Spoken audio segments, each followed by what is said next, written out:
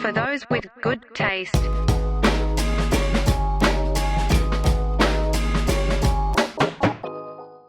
Welcome back, Tasties and Taste Tests, to another episode of FTW GT Weekly. It's your boy, Lenny, joined as always with my producer extraordinaire, Dante.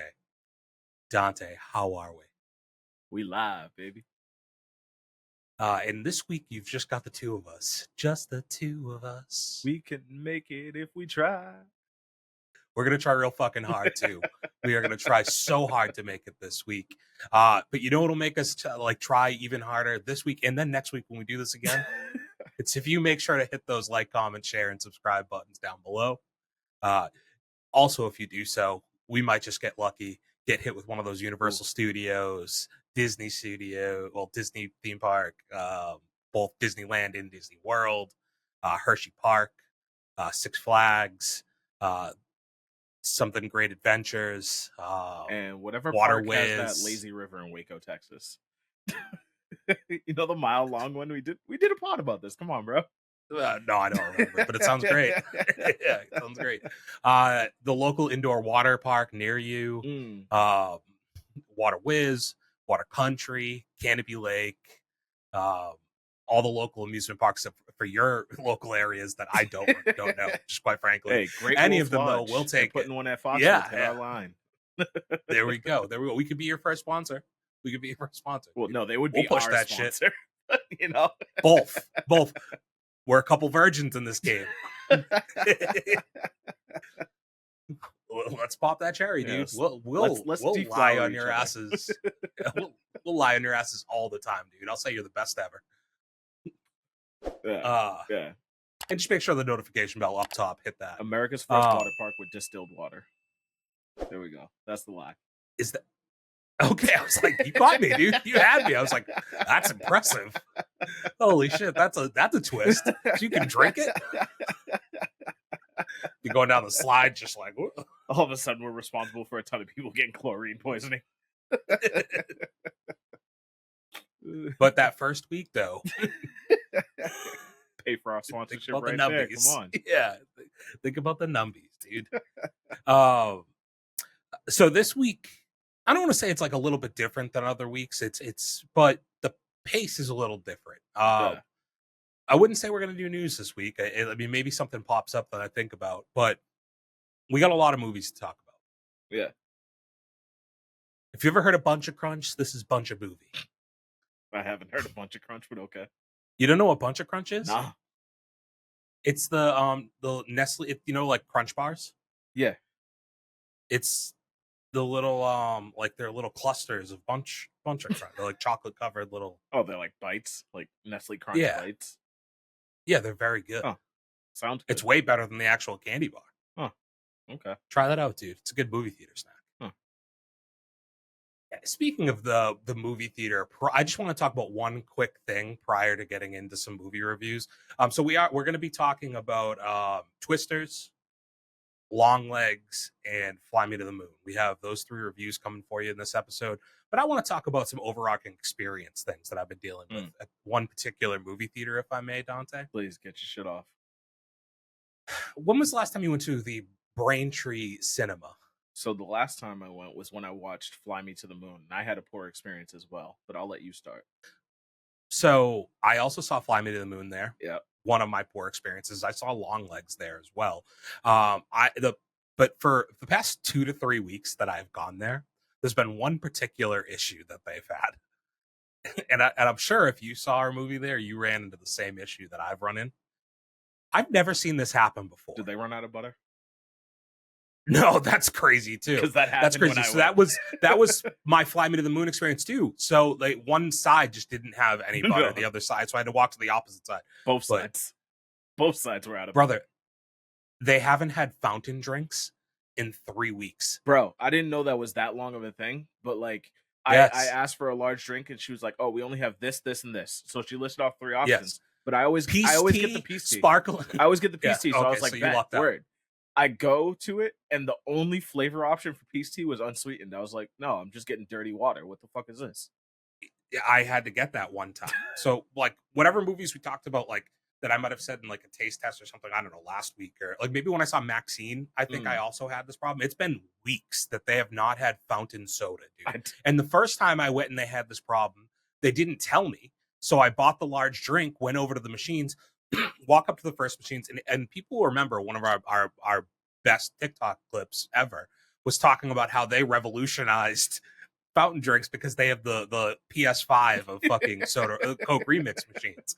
4K 120 frames. Yeah, they like we big up to their the one thing this place had going for it is it can have the greatest screen in the world, but it needs to have drinks in it. Yeah. So the first time I go, I like they don't tell me, so I buy the drink. I walk up to the machine, and I'm like, boop, boop, boop. I'm like, okay. And like for me, I like backstory. I don't drink any like dark colored sodas. Like a weird tick of mine that Racist. I gained. Yeah, that's why. Yeah, yeah. Some lines I won't cross. It's an election year.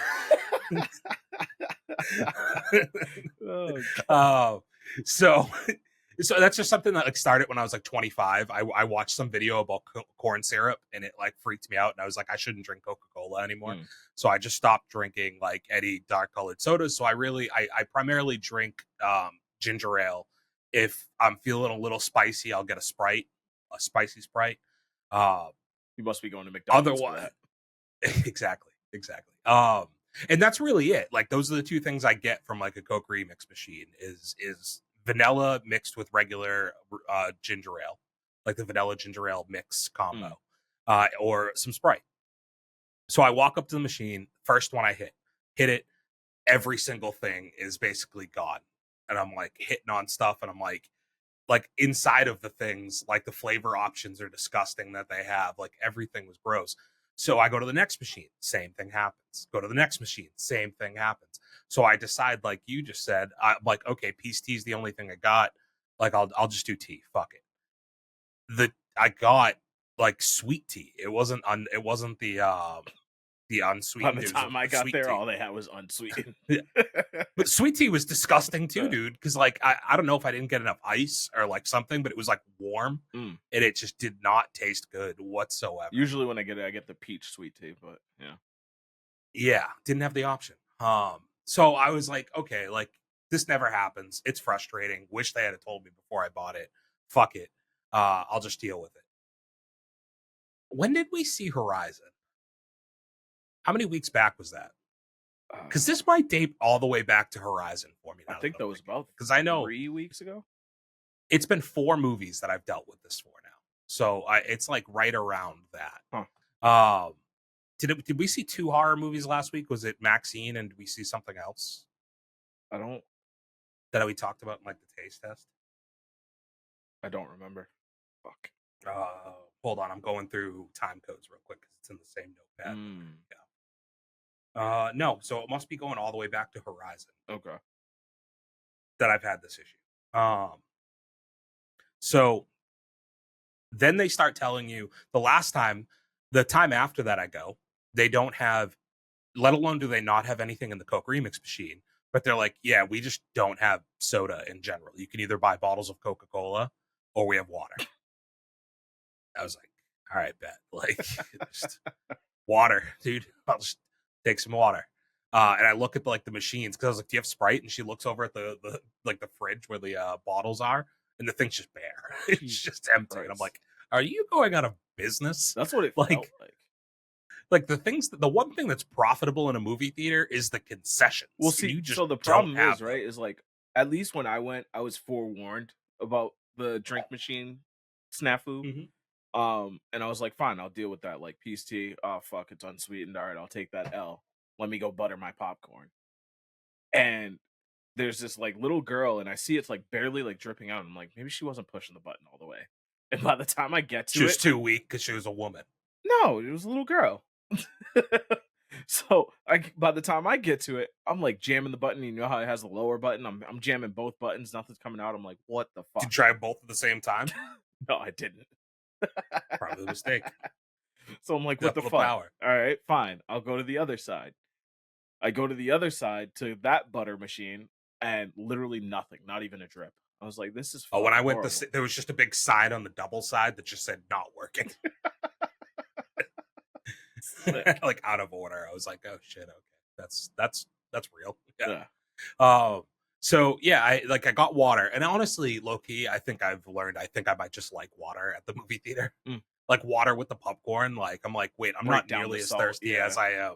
Yeah, as I am when I drink soda with my popcorn. Like this, it doesn't have the same like refreshing like cold aspect, but I'm just not like nearly as thirsty as I am after I'm drinking like soda with my popcorn. So not too bad.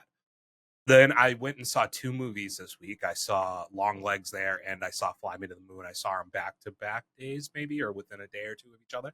And the machines still fucking weren't working. And again, they were just like, yeah, like you can go get it, but like these are the 3 options that are in there if you want to have it. I'm like, yeah, just give me the water, dude. Well, I got a Sprite for one of them, and I was just like, get me the water. Like, fuck it. Like, I'll figure it out. You know. So that's my plight. My movie theater plight of the week is, what is a movie theater without concessions? The story is old as time. And I don't know why I didn't smarten up by the 4th time and just get my own drink. Also, like, we've been complaining about Braintree movie theater for long enough to know that you just shouldn't have high expectations when you go there. I don't have high expectations. And we haven't even gotten into my other thing that happened after Longlegs that I almost texted you about, but I didn't. But we'll get there. Okay. Remind me. Okay. We'll get there. All right, let's get into these reviews. I don't want to eat up a ton of time because we never know how these are going to go. Like, I don't want to go an hour on each one, obviously. So I'd like to start with Twisters, if that's okay. That's fresh in the mind. We both saw it yesterday. Caught a couple early viewings. Gripe number 1 for me. I learned a lesson yesterday. What? So you remember before we saw Fall Guy, which was also an early screening? Like before the movie, there was like a 5 or 10 minute like it's like a behind the scenes, like the director and the cast talking about it. Yeah. So like it was cool. Like it gave you a little bit of backstory, a little bit of information, like, but it wasn't like too much, right? Like it was just like something to add a little bit to the movie, and I kind of like that. It was like good. I think especially for doing this, it's good to kind of get like a little bit more of the insight into like what they were thinking about when they were making it. Yeah. So the ticket that I got for Twisters was a Q&A. Oh yeah, I did see that. Yeah. Yeah, it was the IMAX Q&A. You by the way, you're so fucking dumb, dude. I love you, and I'm trying to be nice right now, but like you're so fucking dumb, dude. You piss me off. What for going to Dolby? Well, no, being like, the IMAX. Oh, I saw that, brother. You're on a text thread, and we had this conversation. Like, and I don't think I bought the tickets then. But you the exact thing you texted me, like we had gone through this together. And like we had all decided we're just gonna see IMAX, and like it's like, oh yeah, I'd seen they had done that, motherfucker. You didn't just see they had done that. We discussed it, like we talked about it. How many times do we have to attack my memory? All right, it's so irritating, dude. It's so irritating, dude. I got juvenile onset dementia. Like, leave me alone. But I just don't like IMAX at South Bay, mostly because of the seats. They're fine, dude. But whatever, it's your preference. You're just annoying, dude. So anywho, I just don't like IMAX at South Bay, mostly because of the seats, though. That's your preference, and I'm not gonna just be outwardly mean for the sake of being mean, even if I think you're an idiot and like that's no. Go ahead, be mean, because now I'm curious. What's on your mind? No, I just said it. You're fine. No, yeah, talk your shit. Yeah, no, it's cool. Like you're just annoying. So we go and we see IMAX Q&A. The movie starts at 8, right? They play trailers before 8 o'clock. Like they were playing trailers in the lead up to the 8 o'clock time period. At 8 o'clock, a big thing pops up on the screen, and it's like a picture of the cast with like the stormy background with a QR code that's like, send us your questions. And I was like, okay, like they're going to be disappointed because there's only like 9 people in this theater if they're doing a Q&A for just us. And it didn't really, no way. It was like really, it didn't click to me. And then a countdown starts happening. So yeah, like after about 5 minutes, a timer pops up and it's like 2 minutes till the Q&A. And you start hearing like applause. It's still a still frame on the screen, but you start hearing applause and people like murmuring over the speakers. And it then clicks to me, this is a Q&A, like they're running a Q&A in all the IMAXs across America that are showing this. And it's being live Oh, broadcast to all of the theaters. that's sick. Kind of. We'll get there. Oh, well, In it's a sick premise, concept. in premise, it is cool. However, in execution, the Q&A was 40 minutes long. No. Yes. That's not an exaggeration either, people. Like, that's the Scout's honor truth, dude. You did select the Q&A showing. Did it I show know. longer runtime when you selected that? I don't think so. I just didn't even look at that because, again, going back to my original point, when we saw Fall Guy, they had done like a little preamble before the movie. So in my head, I was like 10 minutes, 15 minutes. And that's usually whatever. when we catch these early access screenings where they're doing like the thing like you talk about with Fall Guy, they start early. There's less previews. Usually you have like 25 minutes after the time that it says for the movie to actually start. With the early screenings, they're usually 15 minutes. So for you to go 40 minutes in and the movie hasn't started, that's crazy. Yeah. So I texted you 15 minutes into the movie, like the runtime that the movie, like the 8 o'clock, like I texted you at 8:15. You texted me back like 30 minutes after that, and that's when the movie had just started. And like, it wasn't a good enough Q&A. Yeah. Like, there was some interesting stuff about like the director of the movie had grown up in like on a farm, not in Oklahoma, but like in a neighboring state. And like had been around like tornadoes when he was younger and like stuff like that. So he had a good backstory for why he was directing like this, why he was a good choice for directing this movie. Like that was interesting. I wouldn't have known that.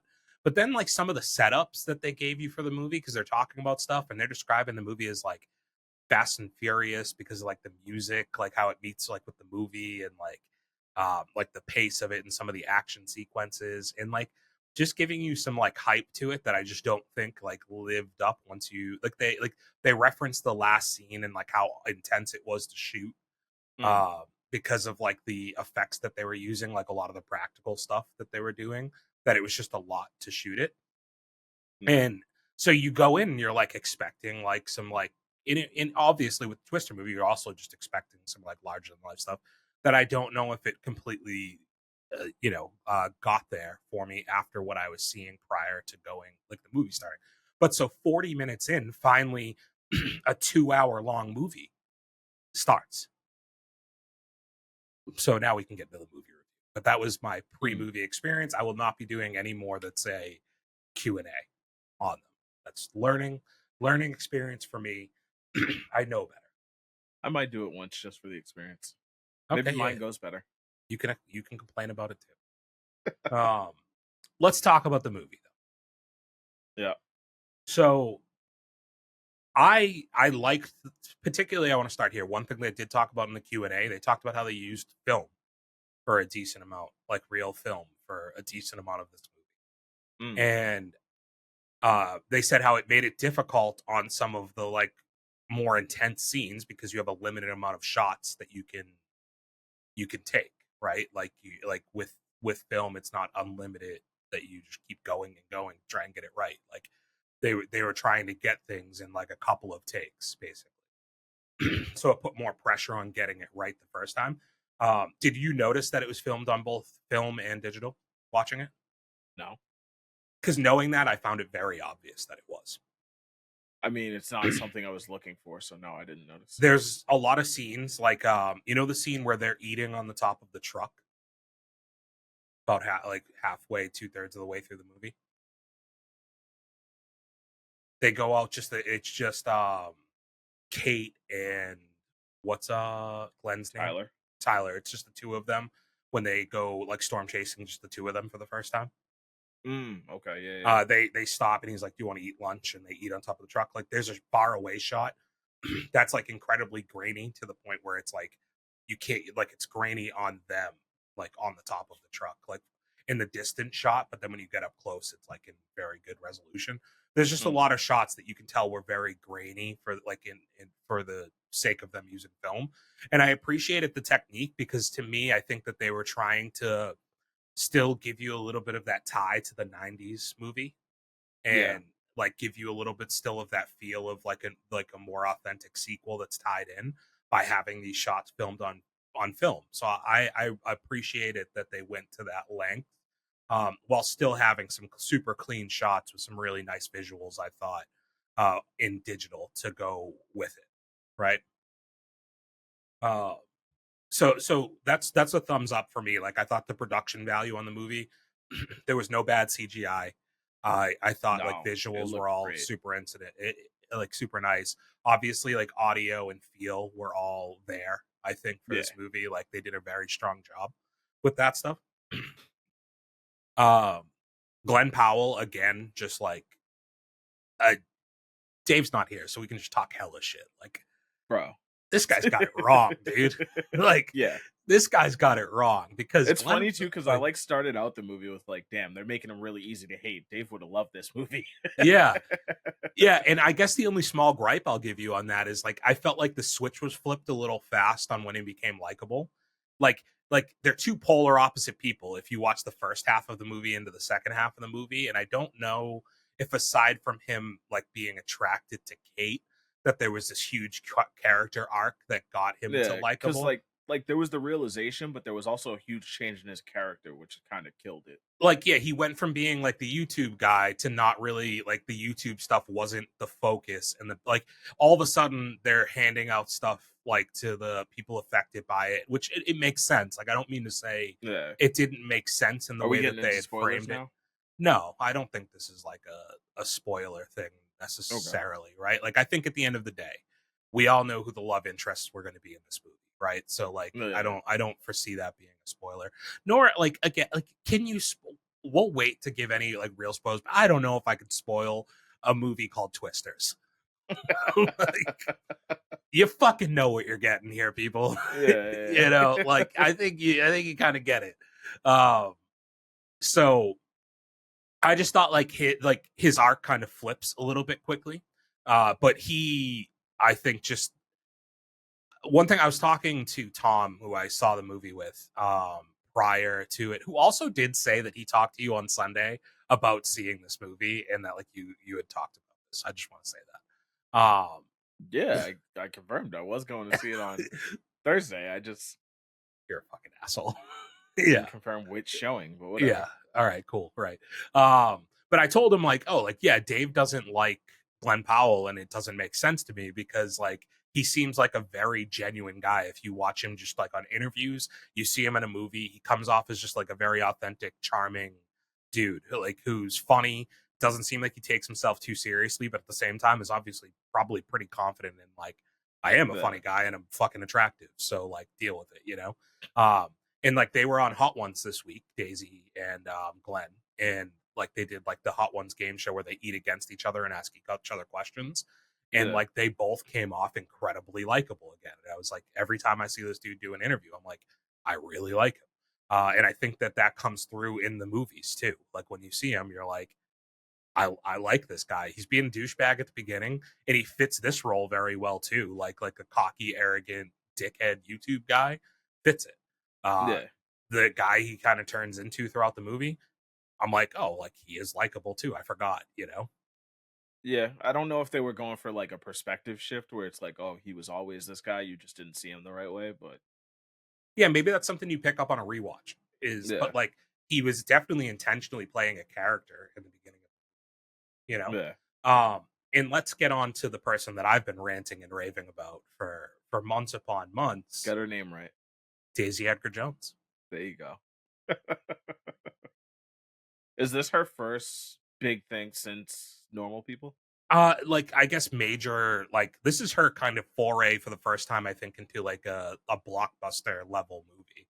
She's done other like other things, but this is I believe her first like action role, like all of that. And for one, I thought she was fantastic. Like, I thought she was Yeah. really good throughout this whole movie. I think her character had the most like weight to carry in this movie from like a depth standpoint, because you know what she's dealing with throughout the movie. And I think she carries that all very well. Um, I might have to go out on a limb here, and there's two people that I think won this year for me so far for female actresses. Okay. And they're two very different individuals, because we got Sydney Sweeney, right? Like, Yeah. you know, you know. Okay. Um, And then Daisy. Daisy's been I've been on like the Daisy train for a while now, and this just further enforced my like I'm in love with this woman. So if they get their break by showing their tits on screen, then you're all for This might be a commonality. it. Now that I think about it, that math might compute. That math's mathin'. Yeah. No, but I think like there is something like, and it goes back to Normal People with her, where I think she like that movie, I think, or that TV show rather, is so much not about like glitz and glamour or anything. It's just a lot of just watching how like regular people would handle like a relationship and seeing it progress over the years. And like there's nothing like that's it's a TV show, so it's like hard to explain, but like it's not it's real. It feels real to a point. Like their relationship feels like a real relationship would, and I think that part of that is her and Paul Mescal in that show just being able to carry that the way that they did. And I think again in this, she humanizes the role that she's in very much so, and I think that's what like makes it so good for me. But at the same time, like I think she lived up for this being such a major movie that like the two of them carried the weight of what this movie had to be. And I think if they had have failed, this movie is not as good as I think it ends up turning out. Yeah. I'll agree with you there. Like she was definitely great in this movie and definitely a very high point of the movie. Because like so this is the last one, because I kind of just bullet pointed stuff because I saw this yesterday, but then we have other movies to talk about that I saw a week ago, and like I want to stay kind of concise on this because we have so many movies to talk about. So my last kind of point on this is that the movie, I think I left this movie feeling like it was a touch too long, but I think part of that is that a 40-minute build up to the movie starting, and That then all of a might be sudden a major part of it because it never felt too long or dragged out to me. It felt like very well paced. like I was in the theater for over 3 hours. Yeah. Like bear that in mind. I So think like getting out later too kind of makes it hit a little harder because you probably got out at what, like 10:30? yeah, because I left, like we hung out and talked like we normally do. So I left South Bay at 11:30 last night. Gotcha. So like and I just when I got home, I was like, dude, I left my house at about 6:10, and I got home at midnight. Like I was from 6 to midnight. Yeah, that would definitely add to this thing. And I don't mean to say like I like disliked it because it felt long, but I think that the thing that they focused on doing with this movie is it's 50% like the storms and the action and the twister stuff, and then it's 50% like story, Yeah. backstory on your characters, emotional stuff that they're going with, like some of the background for like some of your other characters. Like I just think that there was like here's the bulk of the movie that they gave you, and I think that was a good move because you had two actors that could handle the load of being likable enough and like having a natural charisma that for the parts that wasn't a twister, they carried the weight enough to make this an overall like enjoyable viewing experience. But I just think that like funny enough, there were two people who left this movie. What? Yeah, they got up and left like before the last act. I can't imagine this being a movie you walk out of. They must have had like an emergency or something. No, they definitely didn't. I think it just goes back to what I said though. Like at that point when they're walking out, we've already been in here for 2.5 hours. And if you're not feeling it and it's 9:45 and you're like, dude, I like, or like, well, I guess at this point it's probably 10:15. You're like, all right, I'm like, we're good, whatever. So like, I don't, that's just me assuming they could have something going on. Like they could have wanted, like they were on a date and like they had a little four and now they were trying to play. you know, uh, for all I know. There were also the people who like, the people in the movie theater who use like the charging port on the wall by like the exit door or something like that. They were just standing over there charging during. No, but like the first thing they did when they walked in was found the charger on the wall and like left their phone down on the charger there. Like they were those kind of people. Weird move. I've seen it happen way too often. It's normally like teenagers that do it. Yeah. But like these were grown adults that did it. They came in dancing to some country music that was playing though. So like they were vibing when they first walked in. Must have been a good date. Yeah. But yeah, maybe like it felt, I think that like for some people, if the parts that aren't the twister stuff doesn't land for you, I think that that's where this could feel a touch long. Because it is a little over 2 hours. How did you feel overall about the movie as far as its succession to the original? Do you think it was a good homage to the original? Have you seen the original? Have you watched it? Yeah, I watched it recently. Okay, so I appreciated that there were little nods to the original, like like at the very beginning, like they when they were like, Dorothy. Oh, like your mom, like there's that, like your mom invited us to go eat dinner there, like that was a thing when they all had like a group dinner in the first movie, right? Like there was like these little nods and homages to the first movie that I appreciated. I thought that I want to save some of my thoughts on some stuff for spoilers. I thought overall, yeah, like I was satisfied with 30 years later. The idea of how technology has changed and like tornado chasing has changed and how the internet, like that's the stuff that I thought was cool with Glenn Powell's character. Is like, okay, if we were going to have characters that were interested in storm chasing in the modern era, one of them would definitely be somebody who is becoming internet famous, right? Like, and I appreciated that as like a character arc because I think that that's realistic to how things would happen. I'm sure we don't know this, but if we looked it up, there is probably a YouTube channel that's got 1 million subscribers that is dedicated to storm chasing, right? Most likely, yeah. There could be a couple, like for all I know, it's just not an algorithm that I'm in or interested in. So like I thought that was a cool thing. I thought like the technology that they were using to track, like while they carried over like some stuff from the original movie, like they advanced it with this. So yeah, I think overall I was satisfied with how it tied into the original. I thought they never referenced the original movie. No, and I'm okay with that. Like, yeah, this is more of a remake than a sequel, so it's like a modernization of the original movie.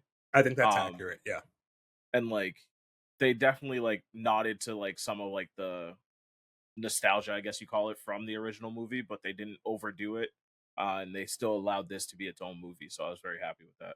I kept waiting to find out that Helen Hunt was the mom. Like that was my thing when she was going to the house and you were going to see her pop up from like the dark shadow in the corner. Well, we knew we didn't have any of the original cast in this. Yeah, no, I knew that, but I still had this thing in the back of my head where I was like, "Are they going to do it?" Like, you know, like this is why she started storm chasing in the first place, is because like she grew up in a household that, like she's trying to live up to something, you know. And I'm glad, to your point, that they didn't do that. Like they didn't like slam it in your face. Like, here's nostalgia. You know, they didn't need to borrow too much from the original movie to make this a good movie. Yeah. So yeah, I think again, this is a movie. It's a blockbuster. It's like a popcorn film. I would generally call it. I don't think it's not the best movie I've seen this year. Just like being transparent on that. But I think it's a movie theater film. Like I think it's something to see in your Dolbys, to see in your IMAXs, to get that experience. I think it's 100% worthwhile of that type of experience. So for that, like I recommend seeing it. No. Okay, 3, 2, 1. Spoiler. So some of the letdowns for me. Okay.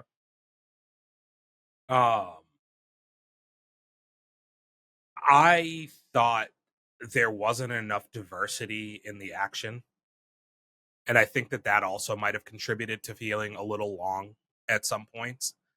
Is that like there wasn't a lot of difference in the way that they approached like the tornadoes to me. Yeah. And then, like I had said previously, like prior to the movie, they built up this expectation for the last storm, for the last twister, and how that scene was like gigantic and everything.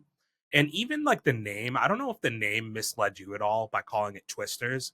I thought in my head that there was going to be this like Yeah. multiple twisters, like all of a sudden they were going to be dealing with like three of them converging or So something. I thought that, especially because in the trailer you have the scene where they're like, "Oh, we got twins," and I was And like, "Oh they do shit, they're that just in the gonna have a movie, bunch of but like yeah, No, they did do that, yeah. but I thought that was the theme of the movie. I thought it was just gonna be a bunch of multiplying tornadoes and like, And I guess like they kind of explain in a way, like they kind of explain this without explaining it.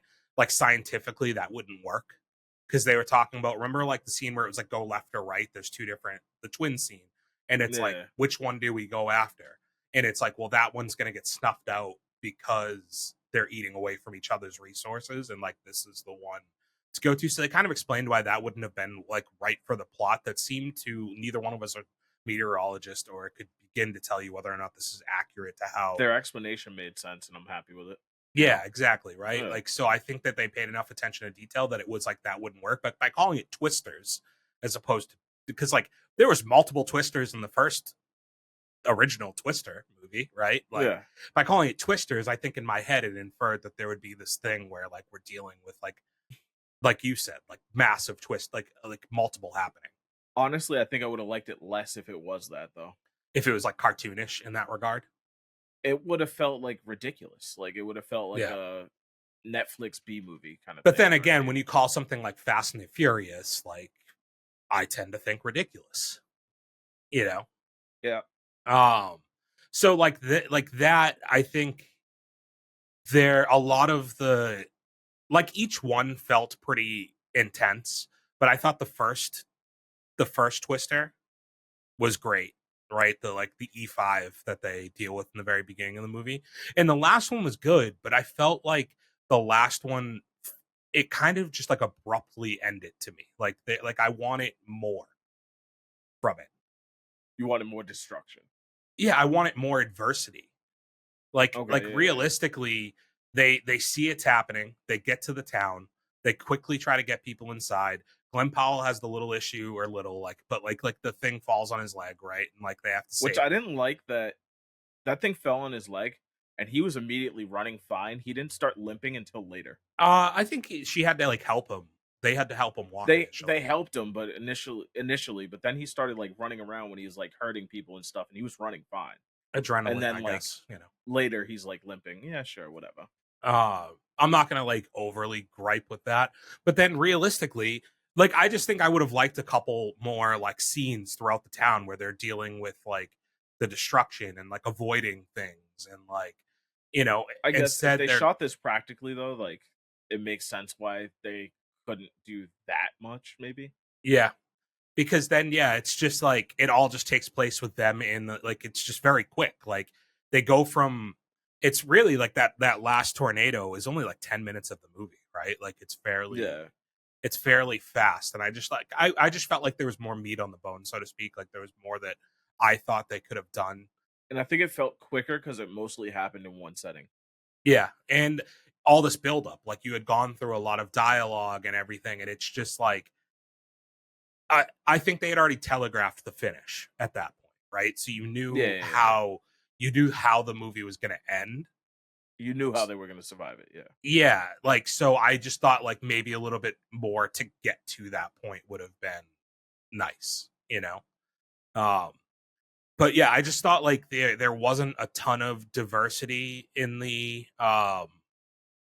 storms themselves. Like, and I thought the first and the last are the ones that stood out the most out of any of them. Um, and well, I take that back because I also thought the swimming pool scene was very good. I thought the Yeah. rodeo actually might have been the best tornado scene out of any of them because you're getting Yeah. the car gets swept up um into it. You have the person getting swept up. Like I thought, like maybe that was the The best one thing I tornado did scene. love about that last tornado was when it ripped through the power plant. Yeah, okay, that was really cool. The fire and everything. That gave me like a great experience with the audio. Yeah. That was where I was like, okay, this is why you watch it in Dolby. Well, but Or also IMAX that for your scene taste. was where I was like, oh, is this where it mutates? Like, is this where I get like the multiple? Oh, you were still waiting for multiples. Yeah, I was like, is this where we're gonna get this? Like, No, and I guess it did empower it, like to a point. I just like the Because big old fiery tornado. because in my head they were like, well, we need to make it rain so that we can do all this other stuff. So I was like, well, fire must make this thing like a fucking beast. Like it must turn into a fucking blue eyes white dragon right now. Like, yeah, it's unstoppable. like it's got the 3 heads, you know. It's gonna go fucking off. So yeah, I thought that was the one thing for me. And some of the dialogue scenes, like while I appreciated them and the acting what carried them through, I thought it did make the pacing feel a little bit slowed down at times. And I feel like that's why the people left, is like they didn't leave during a tornado scene, right? They left during like the dialogue scenes. Like I think they left while they were at the barn, you know, kind of going through some of that stuff. So yeah, but truthfully, I don't have very much to gripe with the movie. Like I liked it overall. I thought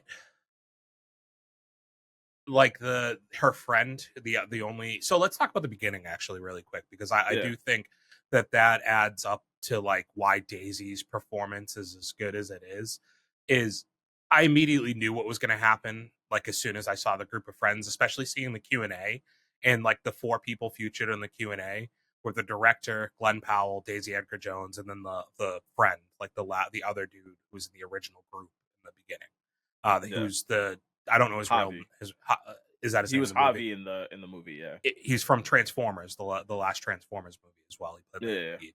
So he's really good. I like him. But like they had kind of telegraphed it for me, where I'm like, oh, they're giving like this guy, like they're the only 2 that are going to live through the beginning of this movie.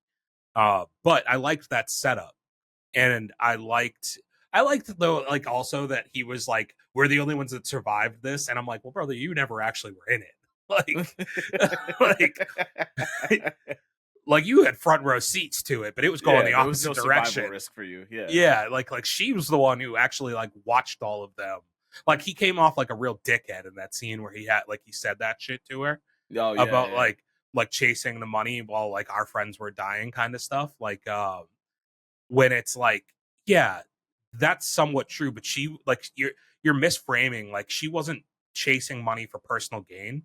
She was trying to get a grant to be able to better stuff for her like home area that suffers from this every single year. So you're making her look selfish when like you are all supposed to be committed to the same path, of like bettering stuff. And that's kind of her point back to you. But yeah, I thought it was disingenuous to like his framing up of like we both almost died from this, and like we both lost people, when I'm like, you did both lose people, but she was the only one who actually almost died. Like she was in the heart of a fucking thing, and she had to be the one to live through it, but I thought that storm was pretty great. Like I thought the them having to run away from it, like trying to get up that wall, Sabrina the Teenage Witch there was like, I can't crawl. That's who she is, right? Yeah. I immediately was like, Shipka, right? Yeah, I was like, damn, you're not gonna live, Sabrina. Yeah, like, and then the boyfriend, which I like the tie-in the pool scene, where she's still trying to like get back on her horse a little bit with like the whole idea of like storm chasing and like getting back into it, and all of a sudden she's in the pool and like Tyler's behind her and holding her, and she's like, I liked how it blacked out behind her, and it's really just in her own head of like, oh, I'm here, like this is the same thing that already happened, like he's behind me telling me to hold on, and that he's got me and all of this stuff, and that's literally how my like boyfriend died 5 years ago. I liked all of that. But yeah, I thought the first storm, like, so they didn't really explain this, but I was like, they were like, yeah, we got it wrong. It was we thought it was an E1, but it was an E5. And I was like, I thought they were going to say that they were the ones who made it E5 by like launching that shit up into it. No. No, like I just thought in the very beginning of the movie, I was like, oh, like that's their fault that it went like because it increased immediately as soon as they launched that stuff into Yeah, true. But I think that's just it happened immediately after because they miscalculated what it was going to become. it. Because Yeah, throughout the movie, they tell you how quickly these can like change and either grow or like die out. yeah, yeah. But because of like the beginning of the movie, and I thought that that was a really strong way to start it. I thought you were immediately invested into her character. Uh, but like I don't know. There's definitely these people in Oklahoma. I'm sure like that real estate guy that's just like profiting off of people's like Oh, 100%. problems. But I don't know if I like loved that character change for him, but I get it where it's like I need to make something of myself and like I want to make money. I mean, the other thing, right, is like when she first sees him again, like after all those years, and he talks about like, "Hey, I was in the military. They got this like radar, and they made it portable, and now I started a company with it." If this was like top secret military tech, like, how is he able to just take it and start his own company with it? Yeah, like he didn't buy the patent, right? They never really Yeah, explained like how he had so many of them because he like no, just no, he like was just like, loses one, you know? Like yeah, he was just like, "Oh yeah, I was in the military. I was working with these, and they made a portable one, and yeah, now I got some." It's like, what the yeah. fuck? But I, like that's where I thought it was going to be more of a joint venture with like the military that they were working, not like this private thing Yeah. where he's getting At paid a first, I ton thought of they were money. contracted by the military, but then once they switched to the real estate thing, I was like, "Oh, he's definitely just doing this on his own." So you know his like partner, the Yeah. dickhead guy. One thing that they tipped, I didn't realize who he was, but during the Q&A they talked about this. That's the guy who's going to play the new Superman. Oh, okay. Is that dude? And spoiler alert for the Superman fans out there, he's probably going to be okay at it because he literally had no emotional like range at all in this movie, and maybe that's by design. I don't know, but like he was stiff as a board the whole fucking movie. Yeah, yeah. Real I stone I faced think that dude. was the character, but yeah, I get what you're saying. Like he just didn't have range to him whatsoever. Like, and Yeah. he wasn't asked to have like a ton of like he didn't have a ton of dialogue or anything like that. He was kind of just an asshole. Um, but they did mention this. It's kind of cool in the Q&A that he found out that he got the Superman role while on set with all of them, so they have it on camera. Like Mm, of him finding out he got the role and them like all like freaking out, like celebrating with him. that's So sick. they said they're going to release that, but they'll probably hold it until it gets closer to when Superman is coming out to like help him promote it. Hmm. But they did talk about that, which is definitely cool. I'm sure that was a great moment. Like, hey, like I'm a supporting actor on this movie, and like Glenn Powell is like obviously the guy right now that's like kind of taking off in like the Hollywood's like front, and it's like I'm getting my big shot in like a major role, like I'm gonna be fucking Superman. Like that's pretty Yeah. badass. But yeah, I don't know if I loved like that whole arc, but I think it made sense for Javi to have like this like thing that he had to like deal with, and I think it gave his character.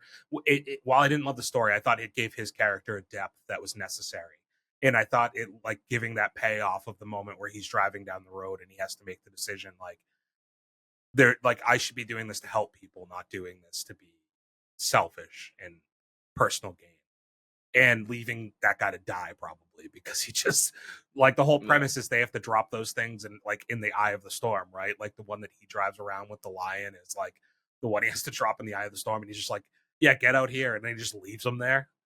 Yeah, Yeah. you murdered somebody, my friend. um, do you think we're gonna get a sequel? uh, I mean, obviously, this is like we're talking about this basically on release day for it, so it's tough to say like what it's gonna do box office wise. But I think it deserves it. I think you're right. Like if it doesn't make money, like we're not gonna get a sequel. If Yeah. it does well from a performance standpoint, I think that you have two actors that they would like to have return. Yeah. Um, and I think there's a world where you could make this bigger. You know, I think what I wanted to see from it being bigger in this, I think you're right in the sense that this is more of a remake slash reboot than it is a sequel. Yeah. And so like it doesn't have the scale of feeling like it needed to be like larger than life. because it's trying to start something.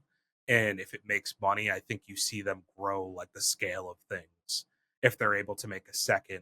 And I think they set it up where you have now, like, obviously you could do a couple of different things like that movies like this do, where it's like you could have Kate and Tyler still be a thing, or you could have it be that they're separated and like they end up, like having to work together again, or like whatever you do. Yeah. That like you've seen in movies like this in the past. So I'd like to see a sequel. I'm glad that they didn't get ahead of themselves and do like a post credit where they set something up. They kind of left it where it is with like a happy ending and being like problem solved. The two characters found happiness with each other, and like this is where we're gonna end this. So like if we never make another one, you have a complete movie. Like you're not left with some open-ended thing at the end that you're gonna want to see more. But I think that there's definitely things that they could do to continue on if they make enough money. Let's rank it. Yeah. So I know I gave it 4 stars. I just gotta remember where I put it. I gave it 3.5.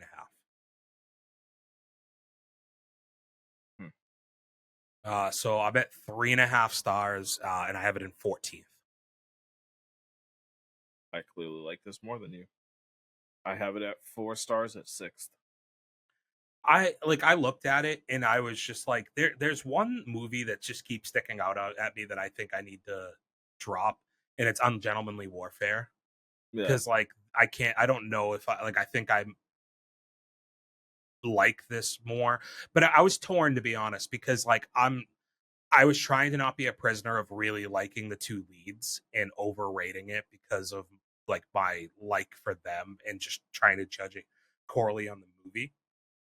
And I felt like 14, like right at 3.5 stars, where it's one of my top 3.5 stars. But like 4-star movies, I've kind of reserved for like, I don't know, like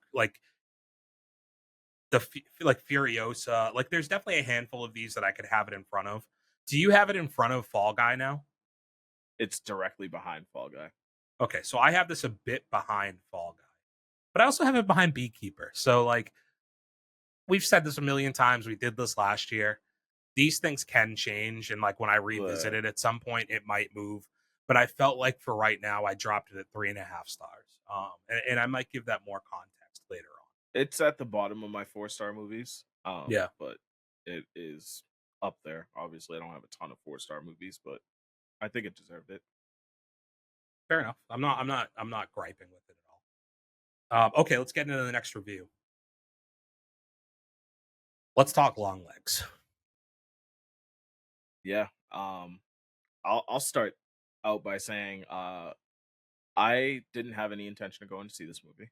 Yeah, I was kind of surprised when I saw it on your list. Yeah, I all of a sudden get a message in a group chat and it's like, hey, we're going Saturday. And I was like, cool, fuck it. Another movie for me to tick off on my list. Let's go for it. I didn't watch any trailers for it. I had no idea what the fuck the movie was. I know it's getting a ton of hype, I guess, on like TikTok and shit, but I don't have TikTok, so I didn't see any of that. It was getting a lot of Twitter hype from me. Yeah. Like in my like algorithm, like it was getting a lot of like, this is the scariest movie ever, and like shit like that from Twitter. Yeah. So like the people I went with were like super hyped about it, and I didn't know until like 20 minutes before going into the movie that it's not a spider movie. It's not. No. Not at all. Not at all. No, I don't even think there was a spider in it. I want to get into spoilers relatively quickly, so I want to run through just a couple of like quick beats on this. Yeah. I think this isn't a spoiler because you can just look at casting anywhere. Yeah. But like, fucking Nicolas Cage, man. Amazing. Like this guy, dude. Like holy shit. This might actually be his best role. It's incredible that if you don't tell somebody they're watching Nicolas Cage in this movie, they would have no fucking clue. Dude, the scene in the interrogation room? Yes. Bro. It rivals Heath Ledger in like Dark Knight interrogation room. Yeah. Like that level of acting, like just being the put level on, of dude. Unhinged that this man portrayed is crazy. I there was also a lot of There was also a lot of range to that character too that I really appreciated. Well, I was talking to Tom about this when I was telling him like about this movie, and I was like, dude, like the thing is, like Nicolas Cage just made this decision that he was like, I don't want to do anything normal anymore. Like, in Yeah. everything he does is unhinged and fucking weird. And this movie might be the weirdest of all of them in such a good way. Like, There's a lot of things I can appreciate about this movie, but at the end of the day, I don't think I loved it as much as everybody else solely because I'm not into the possession shit. I mean, that's a 3-2-1. Is it? Yeah. I mean, literally in the plot, it tells you it's about the occult. So like, that's I don't literally I don't know. Maybe it's just because like I like you went in not knowing that it was yeah. gonna do that. Um, I don't know. It's fine. Who cares? Um, I thought both Nicolas Cage and I did think Micah Monroe, like the girl who plays Lee or whatever, Yeah. was also like fantastic for a person that I haven't really seen in other stuff. I She thought was she really was good. Yeah. like very, very good in it. I thought like the whole way through the plot held my interest. And it's like I think it's the perfect runtime too, where it's like it's an hour and 40. It feels pretty smooth the whole way through. I had read somewhere before I saw it that it was kind of a slow build up, but when you get there, like you kind of get there with it. And I thought like watching things kind of unfold, it unfolded at like the perfect pace throughout the Mm. movie. So like I was super happy with that. Um, I don't think this is a horror movie though, and my one gripe right now with theaters and movies in general is that we're slapping horror onto things like Maxine and now this that I don't quantify as actual horror. This Um, was closer to horror than Maxine, though. I consider this a crime thriller. I think it's more comparable to Silence of the Lambs than it is to like a traditional horror movie. Hmm. So like there were horror aspects of it, and I think just strictly because you had mentioned like the possession stuff is why it gets dropped into the horror like realm, and like that the doll and stuff like that is why it gets dropped into this. Yeah. But I just didn't think that it was like I thought this movie was unsettling. I didn't think that it was like horror, like hide my eyes horror. You know, Yeah, there I was definitely no like, oh my god, I gotta look away it, moments, it but was just uncomfortable yeah. with certain parts of the movie, and it was uncomfortable again because Nicolas Cage was just like bodying every single scene that he was in, Yeah. like every single scene that he was in. And so with that being said, I'll save that one for spoilers. Like so, like that. I think that that's a good point to kind of breeze through. Like this is 100% recommend for me. Like I think that it's got one of the best acting performances that I've seen all year. Um, Yeah. it, from Nicolas Cage, I thought it was phenomenal. I think watching the movie play out uh, is something that I think anybody would enjoy. Um, and like just trying to solve it. Like I think that they built Yeah. a solid mystery, and that's why I call it more of a crime thriller. Because like it brought me back to the days of like Silence of the Lambs, or like as I got a little older, like The Bone Collector, and some of these like '90s era, um, or Seven, I suppose, is another good one where it's like this like you're following a FBI person trying to track down a serial killer, and like I just enjoy that genre of film, and it's like again I think it kind of is like the thing that I've appreciated this summer about movies that have been coming out is I think that there's been a decent amount of diversity in the genres of or types of movies that are coming out this summer. Like it's not like here's superhero movie, here's a Fast and the Furious, here's like Doesn't feel like you're getting fed the same formula over and over yeah, it's again. not Yeah. just like a bunch of over the top action. It's like we're going from like a fucking western to seeing like a timepiece with Maxine to getting this that's also a very much a timepiece, but also just like a crime like movie.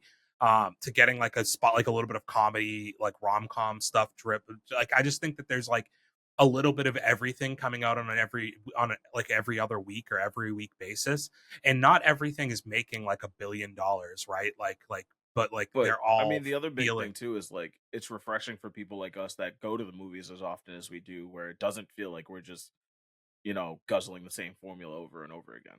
Yeah, and I think what I'm finding this year is like we keep going back to this, but we did that beginning of the year, like kind of looking at a lot of the stuff that's coming out. And for one, like 2 out of the 3 movies that came out this week weren't something we talked about at all, right? Like Fly Me to the Moon um and Longlegs were not something we envisioned talking about.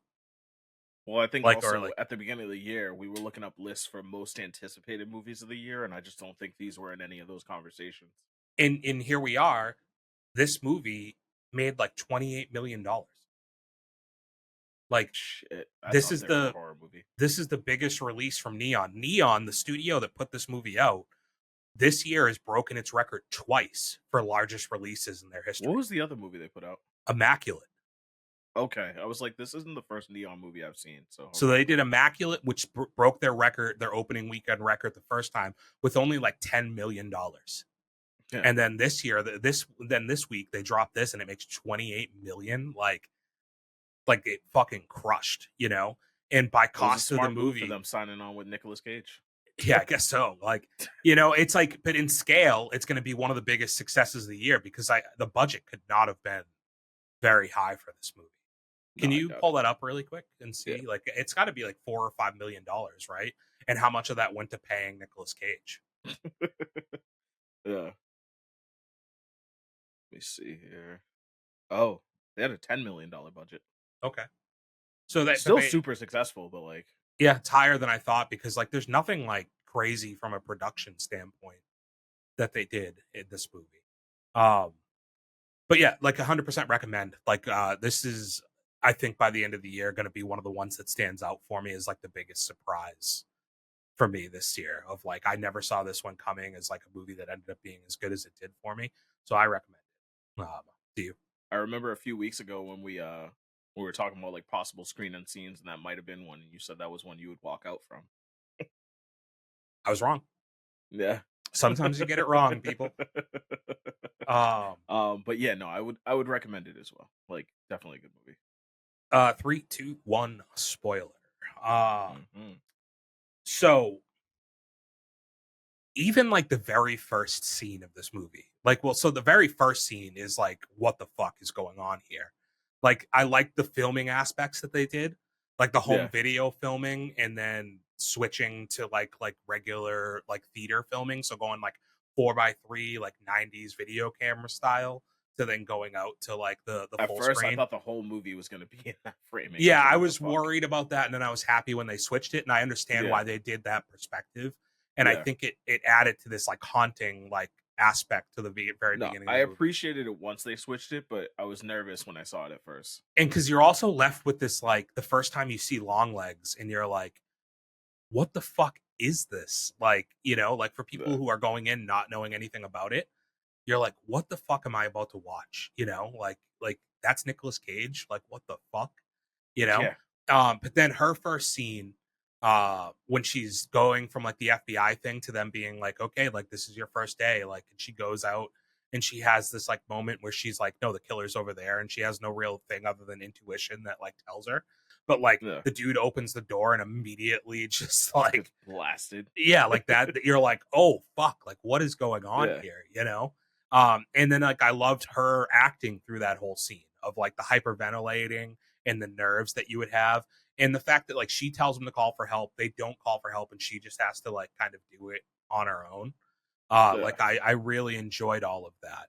And then I loved like the like her trying to put the pieces together, you know, on like just like going through all the evidence and like trying to figure out the tendencies and the things that tie all these kills together. Like I really liked all of that. And I How'd you found it feel about the leaving of the cards? like that he was leaving the cards. Yeah. I liked it because I think that like the thing with serial killers that you find is like, and they all, it's a game to a lot of them, at least in the movies, right? Like Yeah. in a way, it's almost like they want to get caught. So it's like a calling card almost. Yeah, it's like like going back to like the Dark Knight angle. It's like the Joker always left like or like the Riddler, whatever, like they leave these little like calling cards for them. I think it's kind of along the lines of that where it's like he's waiting for the proper foe that can figure out what he's trying to say. And up until her, nobody's been able to like break down or like decipher to figure out what he was saying to them. Yeah. And I think like another part of this is like as you progress through the story and you understand why she's able to like figure this out when nobody else can. And I appreciate that tie-in where like some of that supernatural stuff comes into play. And like getting into that now that we're in spoilers, that's probably the aspect of the movie that I like the least is like the dolls and I think the movie would have been great without that. Yeah. I don't necessarily think I needed this like supernatural angle for this movie to play out as well as it did. I didn't hate it in the end. Because I thought the last scene like lent to I thought the last scene was very good. So Yeah. or the last couple of scenes, like post his interrogation. Yeah. Where still like it was still left a part of the movie that I was like, well, this didn't like drop after he left. Like it was still good, like there was still stakes at play for Yeah, it. there were definitely a few standout scenes for me in this that like made it overall enjoyable. Yeah. But yeah, I thought that like the cards, I liked her figuring out like the triangle, right? And like I didn't fully based on the understand that dates. either, but Like I the get that like sure there was a pattern, but like why did this pattern exist? There was no explanation behind that. well, they did. Like it's because he was a Satanist and that like was the sign of the devil or like one of the signs of the devil. And that's why he was using that pattern. Okay. That's what they explained. Like they gave the backstory to what that triangle means, and it's like a Satanist symbol. Actually, now it makes sense. Yeah, Because like I so was only looking at it as the triangle, but it's a pentagram. Yeah, okay, I got it. yeah, so like that's why he was doing it the way that he was doing it. Did you know immediately like that she was the little girl from the beginning of the movie, or like was that something that you kind of figured out as the movie progressed, like they kind of wanted you to? I figured it out as the movie progressed. I didn't know it immediately. But kind of as soon as I figured that out, I figured everything else out pretty quickly. I like that. I like when movies do that, where they give you one perspective, like they gave you her perspective as a little child, and then you keep revisiting that scene, but you get a little bit more Yeah, context. Like every time you revisit it, like I like that. it keeps your intrigue. You're uncovering more of the Yeah, mystery. yeah, like hey, like this is what happened, but then you find out that the mom called the police that night, and it's like, oh, there's a tie in here, and then like you keep Yeah. like kind of like untangling the web a little bit as you go to figure out more and more from it. I liked that a lot, that they were able to do that with it, and I the only thing like so the scene for her at the beginning when she gets the letter left on her desk, Desk. the Yeah. first one, like that's Longlegs who does that. Yeah. He doesn't move that fast. You know? Like Yeah. like that's my only like thing where I was like, I don't know if he could have pulled this off. And like cuz he's not working with somebody, right? Like and it also kind of works against the premise a little bit of like he doesn't go into the homes of any of the people that he kills, right? Like that's a big Yeah. crux of the mystery is like, well, how is he doing this without ever going into the homes of the people that he kills? He went into that house, which felt a little out of pocket for like how his character is portrayed on every other part of this movie. And I guess that's like where it was like I was saying, like he's been looking for a foe, and he and the mother know that like she's getting close, and now she's working on this case, Yeah. you know. But like he was very elusive for a character that doesn't seem to be very elusive, and just seems a little like he is unhinged. Like it doesn't seem like he would want to play that game. Yeah, but I mean, also a large part of it is he was a puppet for the deal he made with the devil. So like maybe that was his body, but him not in control kind of thing. You know what I mean? Yeah. Okay. Like so he can just like he gets like abilities when he needs to because Yeah, like he becomes a a vessel. I don't even know if you would necessarily call it abilities, but maybe like, he's just able to move a little more efficiently with the power of the devil, I guess. I got you. The last thing, I guess, the stuff with the mother. Yeah. So like the interrogation scene is just fucking crazy. Like just the way he carries himself through the whole thing. And then like the scariest part of the whole movie is him just smashing his head off the table. Also, like the unsettling aspect of even like the scene when he goes to the convenience store and the girl's like, "Dad, the creepy guy's back again." So that was kind of where, and you basically highlighted the two scenes where I was talking about like the range of Nicolas Cage playing this character, where he just goes from like this like old weird guy in the convenience store to like this fucking psychopath in the interrogation room, and like, yeah, they're almost two different characters. Yeah, like he just flips a switch and is like, yeah, it's like incredible. even like the weird, just like chilling, like monologuing and singing in the car. Mm-hmm. Yeah, he's pretty fucking great. But like, so yeah, you find out that the person, like, they've been trying to find out this whole time who he's been working with, and it's essentially that in order to save Lee as a child, he makes a deal, or her mom makes a deal with the devil. Yeah, essentially, and which become that once they were hinting at an accomplice, that's where I figured out it was the mother pretty quickly, and that's where it like all kind of unfolded. I think her unwillingness to like give any information and want to avoid that subject altogether led you to know that there was more that happened than what she was remembering. Yeah. And like that she had forgotten even like meeting him as a child, and that she had the taken part a I didn't picture. foresee is that he was living in the basement of the house. Yeah, that's fucked. Yeah. And that like she's in the house and he's literally right like under there. Yeah. He's there. That's crazy in itself. Yeah. But like her walking up to the girl in the car and just fucking blowing her fucking brains out. So like that was crazy on its own already. The crazier part was she walks up to the driver's side, blows her brains out, then goes around to the passenger side and shoots again. I was like, bro, like you just went close range with a double barrel shotgun. I think you got her with one. You got to double tap, dude. You got to make sure the work is finished. Oh God. And like they had foreshadowed the stuff with her like commanding officer's family, right? Like earlier in the movie. In that, like, yeah, you're invited to my birthday party. Not much of a birthday party because like nobody else was invited. Nobody else was there. Yeah. Like nobody else got an invite to that little kid's birthday party. Like she seemed friendly, so it's weird that nobody else got to go.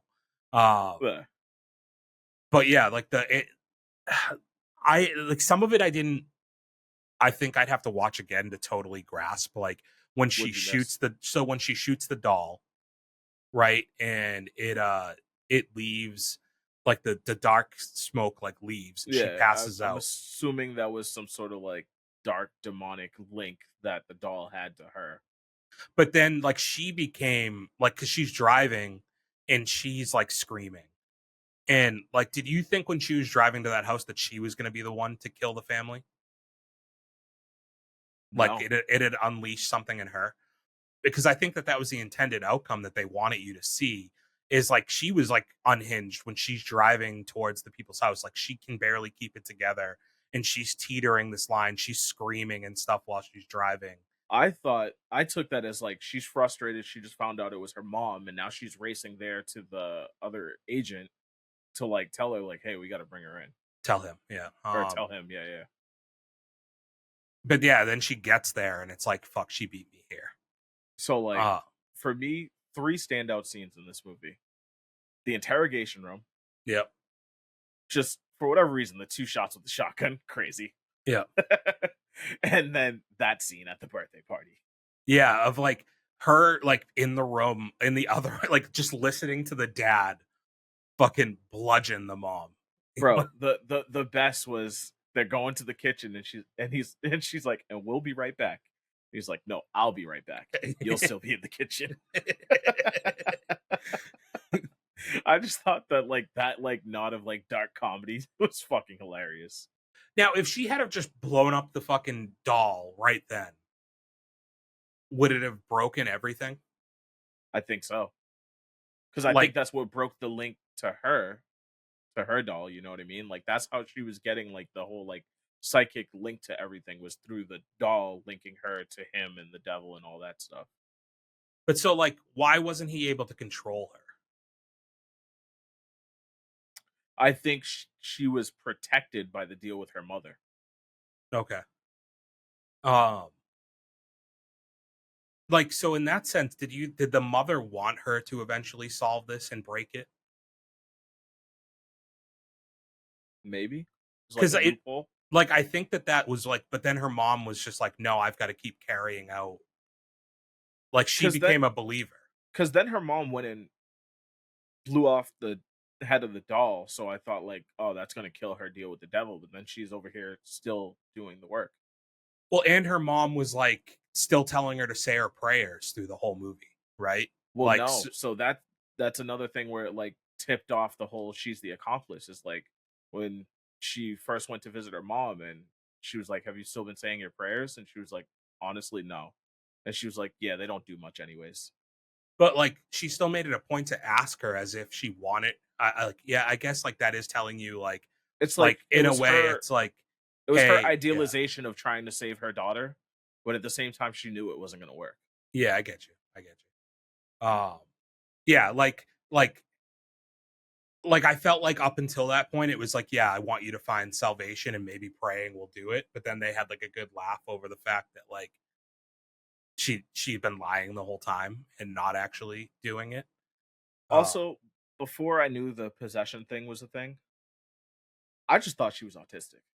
the mom or the daughter. Both of them, Okay.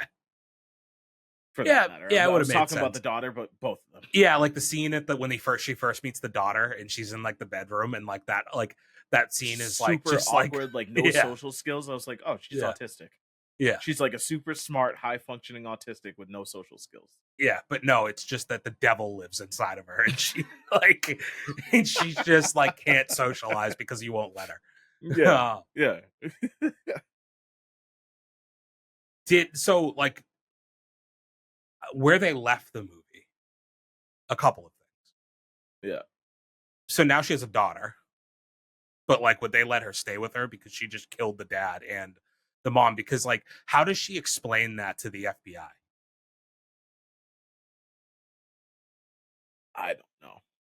Because like she's the one who killed two of the three people in that house, right? Like it's very Yeah, easy to explain that like she didn't stab with her service the weapon, so wife. it's like registered. Like the FBI is gonna know this. Yeah, like how does she explain? She can't say her mom did it, you know? Like so she's got to be like her. My mom brought an evil doll possessed by the devil to this house that preys on the child and gets the parents to kill each other so that he can then control the daughter Yeah, forever or whatever, you know? yeah, Like that was my I was like, okay, like how does she like is she gonna go to jail now? And like she protects the daughter, but the doll is still very much alive. yeah. She never destroyed the doll, and I think that was to leave it open for a sequel, maybe. I don't think so. I don't think you'd get a No, sequel from this now. I mean, with how much money it made, you might, but like longer legs. Uh like the like why couldn't she just flip the gun and fucking break its head with the butt of the gun? I'm pretty sure she still had bullets left. No, she tries to fire and it doesn't. She's Oh, out. okay, yeah, yeah, yeah, you're right. She tries to shoot it and she can't, but just fucking flip that thing around and whack that thing, right? Yeah, I guess. Okay. So like I thought this movie was like the most unsettling thing that I've seen this year. And I've seen a It lot kept of me like tense throughout the whole movie. yeah, Like and I've I was seen very we've uneasy. both seen a few horror movies. Like I between like Immaculate, the first Omen, like I've seen a couple of possession movies that were like outwardly like this is a possession movie. And I think Yeah, that this was more effective at being unsettling than like any of those were. yeah. Like I felt I left this movie, and this is can I tell you what happened? Like this is the movie I left in. I Oh, had a moment after. Uh, so we know the history of Braintree cinema as of late, right? We've yeah, discussed this. Um, to the point where some people don't want to go back there. Because backstory, if people don't know, there was recently a stabbing in the Braintree Cinema that we go to, like a random act of violence. And I've still been going. It is what it is. Like if I go, I go. Literally. You Like got if I that go bang to on you? if I go to the theater, I go. If I go, I go. If it happens, it happens. So I'm leaving this movie being like I felt like weird leaving the movie, which that doesn't happen to me very often, but I felt like I was just like, what? Like, wow, that was like a lot, Like like, fucked with you, yeah. yeah, like it was a lot. And I walk out of the theater. I caught a 10:20. So I left the theater at like 12:15, 12:20. Yeah. 3 police cars outside of the theater, lights on. Uh, Ambulance pulls up, pulling a stretcher out of the back of the ambulance. Fire truck pulls up. And I'm like, did I miss something? Like, what the fuck happened? And I still to this day do not know. I Oh, didn't what the stick fuck? around. I didn't stay to find out. You know, like Google like news articles or anything? No. I need to know. But like I left the theater that night and almost texted you a picture of 3 cop cars. I just didn't even bother. I was like, I walked out and I was like feeling super uncomfortable having watched what I just watched. And I walk out of the Braintree Theater to 3 cop cars just sitting in front at 12:20 Fuck. at night. And like, how that parking lot gets like at night too. Like that when you're the last showings at Braintree, the lights So are out, wait, like you got everything. out at 10:20 or 12:20? You said 10:20 12:20. the The first time. the showing I So all went the to parking lots was lights were out by that time, right? yeah, the showing I Yeah. went to was 10:20. Because that night I was working and I had bought the 950, but I had to stay late, so I couldn't make it to the 950. So I canceled that ticket and got the next showing, which was the 10:20. Gotcha. So I got there. So I get out after I midnight. forget what the last movie I went to that I watched that late, but like the parking lot's so dark that I had to remote start my car to find it. Yeah, like it's like pitch black. Yeah. And like all I have is just 3 cop cars sitting outside. Of this, like, and I'm already coming out in like this ominous feeling. Fuck. Yeah. So that was my Longlegs ending. All right. Damn. So I also gave this 3.5 stars. All right, we're having some misalignment. I gave it 3. Okay. I put this in front of Twisters. I think it lost half a star simply for me not being entirely into the genre. And so again, my enjoyment has to play a part into this. I get it. Yeah, so I And dropped this in. while I think it was a great movie, like I think that, if you're into that sort of thing, like you'll love it. But again, for me, it was very unsettling. And I mean, I guess that's kind of the point of it, but I think that means it was effective. yeah, right. But like I think that's why I rated it so highly, because I was like, well, what this movie intended to be, it executed like flawlessly to me. And to boot, it had this performance that was like mind-blowingly good by a guy that I've watched from like my early childhood. And like an actress I had never seen also put forth just like an incredible performance. yeah. So yeah, I dropped it in at 13th. It's my highest rated 3.5 star movie. I think it deserves more, but I have it at 15th at 3 stars. Okay. We're not that far off from a number standpoint. No. There's definitely a lot more difference in our lists nowadays. Yeah, Initially it felt like it was matching up a little too much, but yeah, we're starting to be kind of like our number ranking or our star rankings or our numbers are varying a little bit. So that's good. That goes back to the diversity point of like we're getting a lot of like different stuff currently in the which that was the goal when we set out to do this. So yeah. Okay, let's go on to a lighter hearted one. Let's talk Fly Me to the Moon. yeah, let's. So first and foremost, well, okay, little backstory, because I don't know if everybody knows what this movie is. Like, I don't know how popular this one is. But basically, it's about the race to space, and it's like it takes place in what would that be? The late 60s, early 70s. I think it's late 60s. It was like 66 to 68 or 69, something like that. Yeah. And it's like it's NASA losing funding for their race to space, and they hire on a person to be like essentially their publicist and to get them financing and get them positive promotion in the press to get to space before Russia. Yeah. So here's my initial thoughts. I found it funny, and I thought the pacing was strong. Like I thought overall, it also just like going back to what I've been saying, I thought it felt different than a lot of the other things that I've seen recently. Like we haven't gotten a ton of like rom-com-esque movies, and I thought that this Yeah. was a step above your standard rom-com in terms of like story. I don't even know if I want to call this a rom-com. I know IMDb has it listed as a rom-com. Where do you think it's not? I don't think we got much of the romance at all. I would beg to differ. Sure, there was a romance story, so to speak, but We'll save it definitely like wasn't the focus. we'll save the in detail argument that we're probably inevitably sounds like we're going to have for why you're wrong about this for spoilers, because I can't prove you wrong like I normally do until we get to spoilers. But there was definitely a romance to this, right? Okay. I liked the satirical look at like the moon landing stuff. Yeah. Like I liked that kind of meta look at like the controversy and the conspiracy that surrounds the moon landing. I thought that was really fun, and I'm glad that they added that aspect into this movie. I thought it fit really well into the like the way this movie was moving, and like how it was trying to be a more humorous like look at this. And then Woody Harrelson, I thought was like perfect in like this supporting role.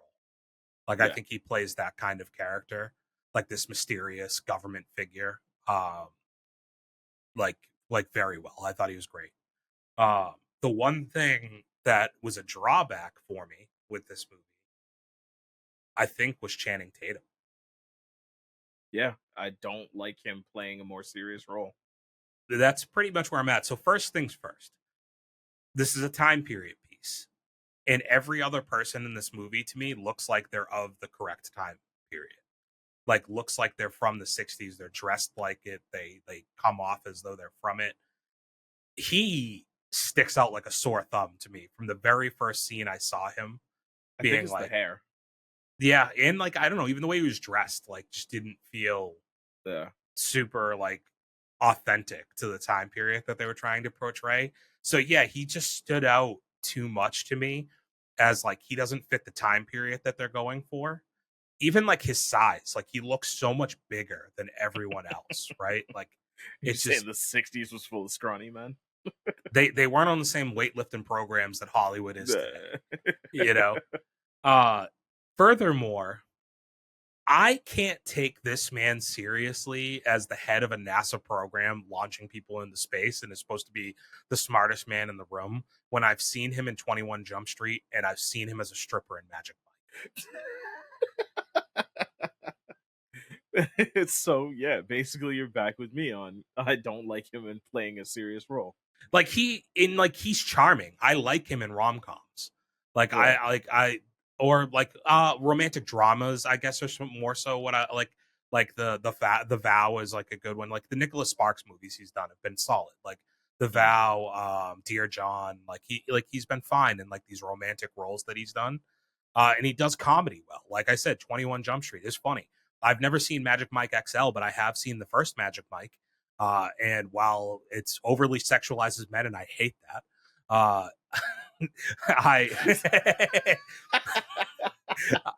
I thought it's kind of funny. Okay. It's a wild take. But like I just couldn't take him seriously in the role that he was supposed to have been playing. Like there's aspects of it, like him being like an Air Force pilot that was like really good at his job. Like I think that makes sense. I thought him not even really a spoiler, but like a scene from the movie when he has to talk to the religious politician and he gives that like speech. I thought he did a really good job in that scene of conveying like emotion and like you feel for what he's dealing with. I thought he was really good at that. It's just anytime that he had to be the smart guy, I was like, well, no, those two like dorky dudes that are near you should 100% be smarter than you. Oh yeah, did you like that one of the engineers was the dude from Emergency? Didn't even notice.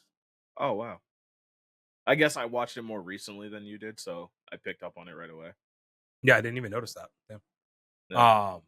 Yeah, I just like, to me, I'm like, well, these are the guys he would have like made fun of initially in 21 Jump Street, and then he ends up being best friends because his character ends up being the more like dorky, nerdy one because they do the weird character swap at the beginning. And like Yeah. Jonah Hill's character has to play the jockier one when he wasn't supposed to. But like these are the dudes that like, I don't know, he would have made fun of, but like Ben, like I'm just as smart as you. So that was It's a a little weird. different movie, but yeah. Yeah. But like those things, it's like that's the representation he's had in like every other movie I've seen him in, basically. You know?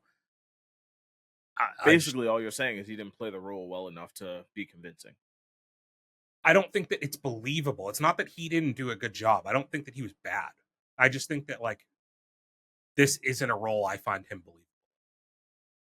Yeah, but I mean, we just came off of talking about how great Nicolas Cage did, and in my head, Well, he's always going to be Memphis Reigns from Gone in 60 Seconds. Yeah, I don't know, but he hasn't been Memphis Reigns since 1996, Dante. It was like 2001. Yeah, sure, whatever. I'm maybe thinking about The Rock, like his character in that. I don't know, but like, Ray Romano. Side note, I loved him in this. I thought Ray Romano was very funny. Like for the small parts that he had in this, like I thought he conveyed certain like arcs of like he was the one kind of giving you like the story vomit a little bit, like when he was smoking the cigarette and tells her about like his past and stuff, and like giving you the contextual backstory that you needed. He was great in that, and then just the little scenes of humor that he provided, with like they're writing a story, like when he was like trying, like he thinks they're writing the story about like NASA and taking the pictures, and he's like, oh, they're writing me in the forward and stuff like that. Like I thought like all of that was very funny, and he was just like good in it. So wasn't the director guy. I thought he was very good too. Oh yeah. Yeah, I thought he was good. This is my least strong recommend, but I will say like I'm happy the 3 movies that we have here, I think are all recommends for me. Like I enjoyed them all in different ways and at different levels. This is one I'd say you don't have to see in theaters. No, this when is inevitably probably ends stronger as a streaming movie. Yeah, when it inevitably ends up on the Apple streaming network, because this is an Apple movie. Yeah. Like it's worth watching, I guess is more my recommendation. But yeah, you don't have to go to the theater. It's enjoyable, but it also feels like a very safe movie. I agree with that. Yeah, I think you're definitely right about that.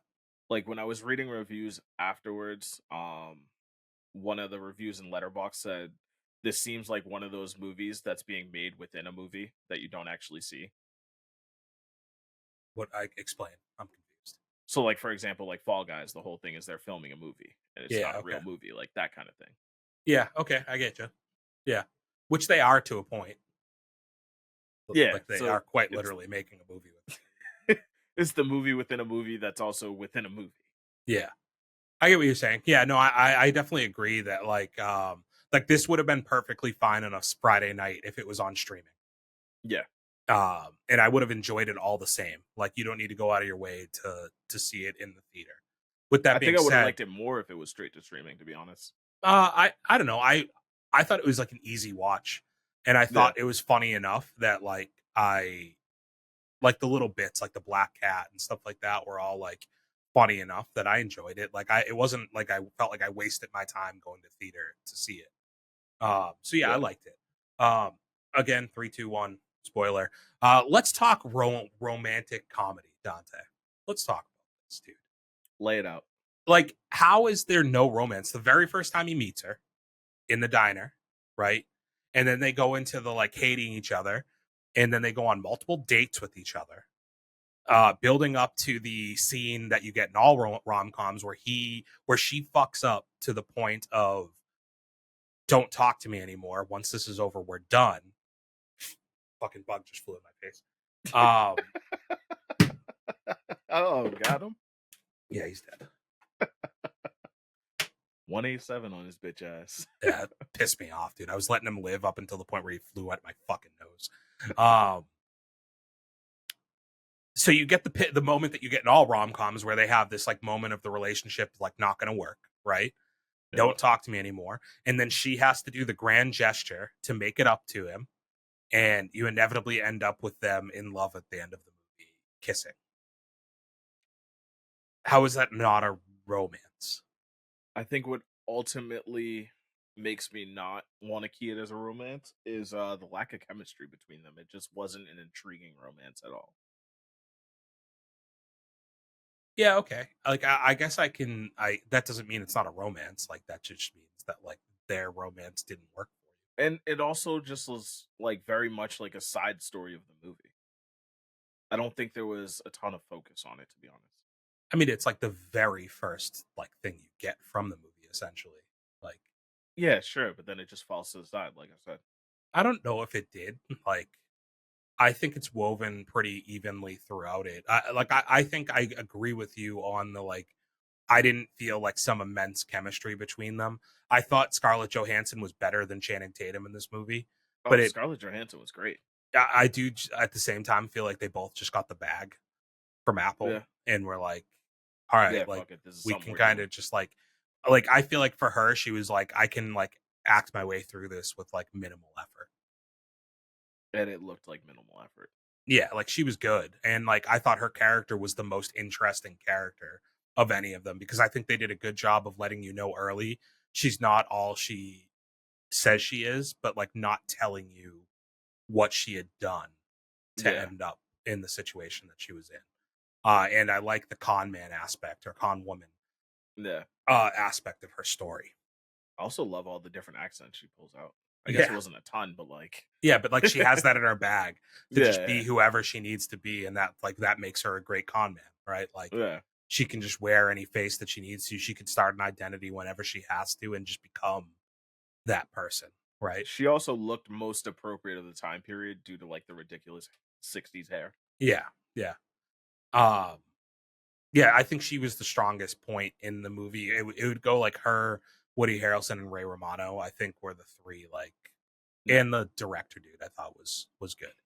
Um, I loved the moon landing scene though, like the simultaneous like how Oh it's yeah. happening, and I love You that don't know which feed is live and and like just the way that they did that because obviously like that's the biggest conspiracy is that like and they make fun of it, right? Like there's always yeah. been this thing that like Kubrick was the one who directed the moon landing. Like that's always been like the conspiracy and like the rumor around it.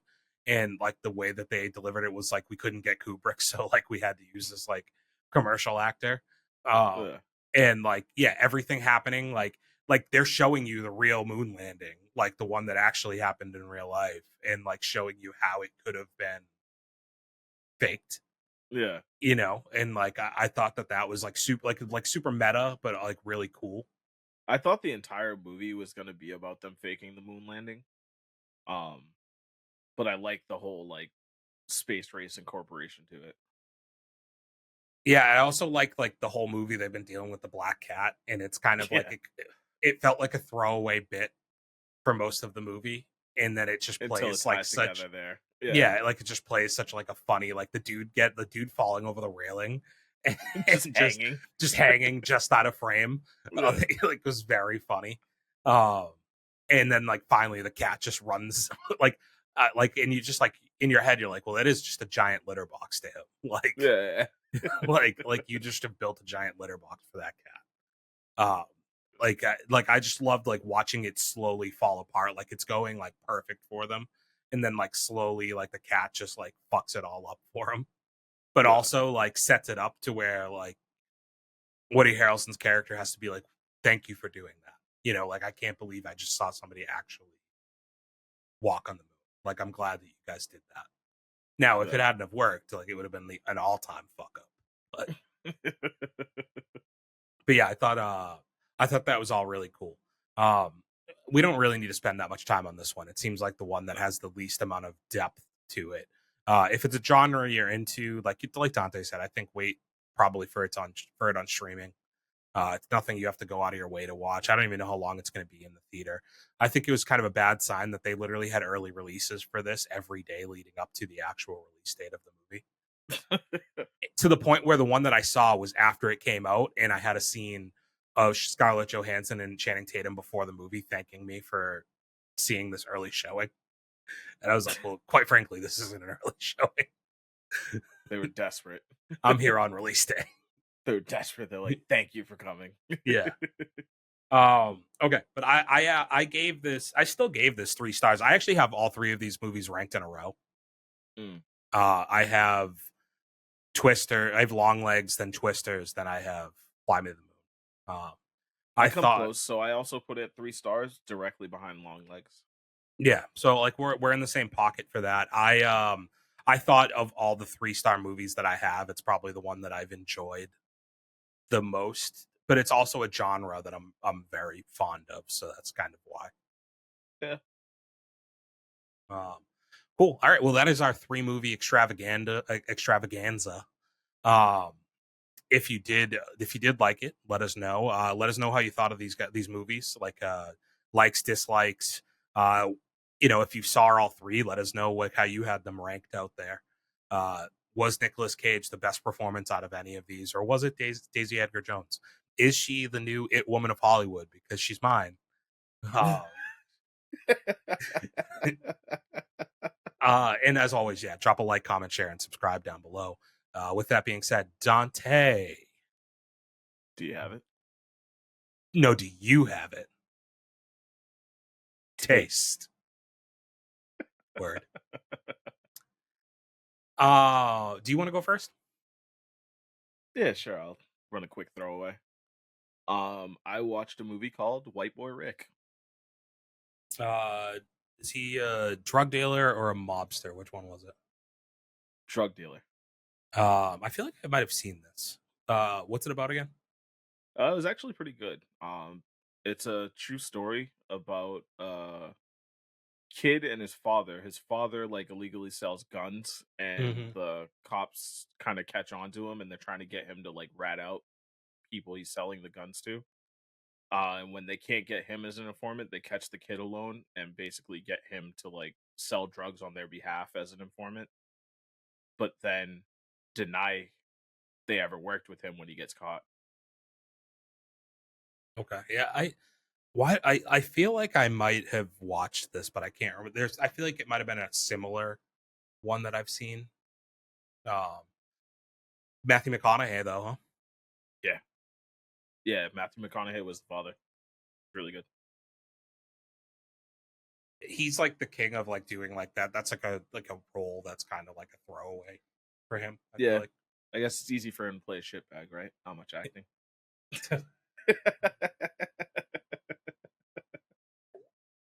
But I think that man won an Oscar, dude. Yeah. So I ain't throwing it away all the time. But yeah, what streaming service? I forget what I watched it on. I think it was Hulu. Okay, sounds like Hulu. It's that or Amazon Prime. I did a lot of Amazon Prime recently. Actually, I was wrong all around. It was on Stars. I watched a movie on Amazon Prime this week that I had to turn off. Really? Yeah, I can't. Amazon Prime's been having some good ones. I've just seen so much of it that yeah.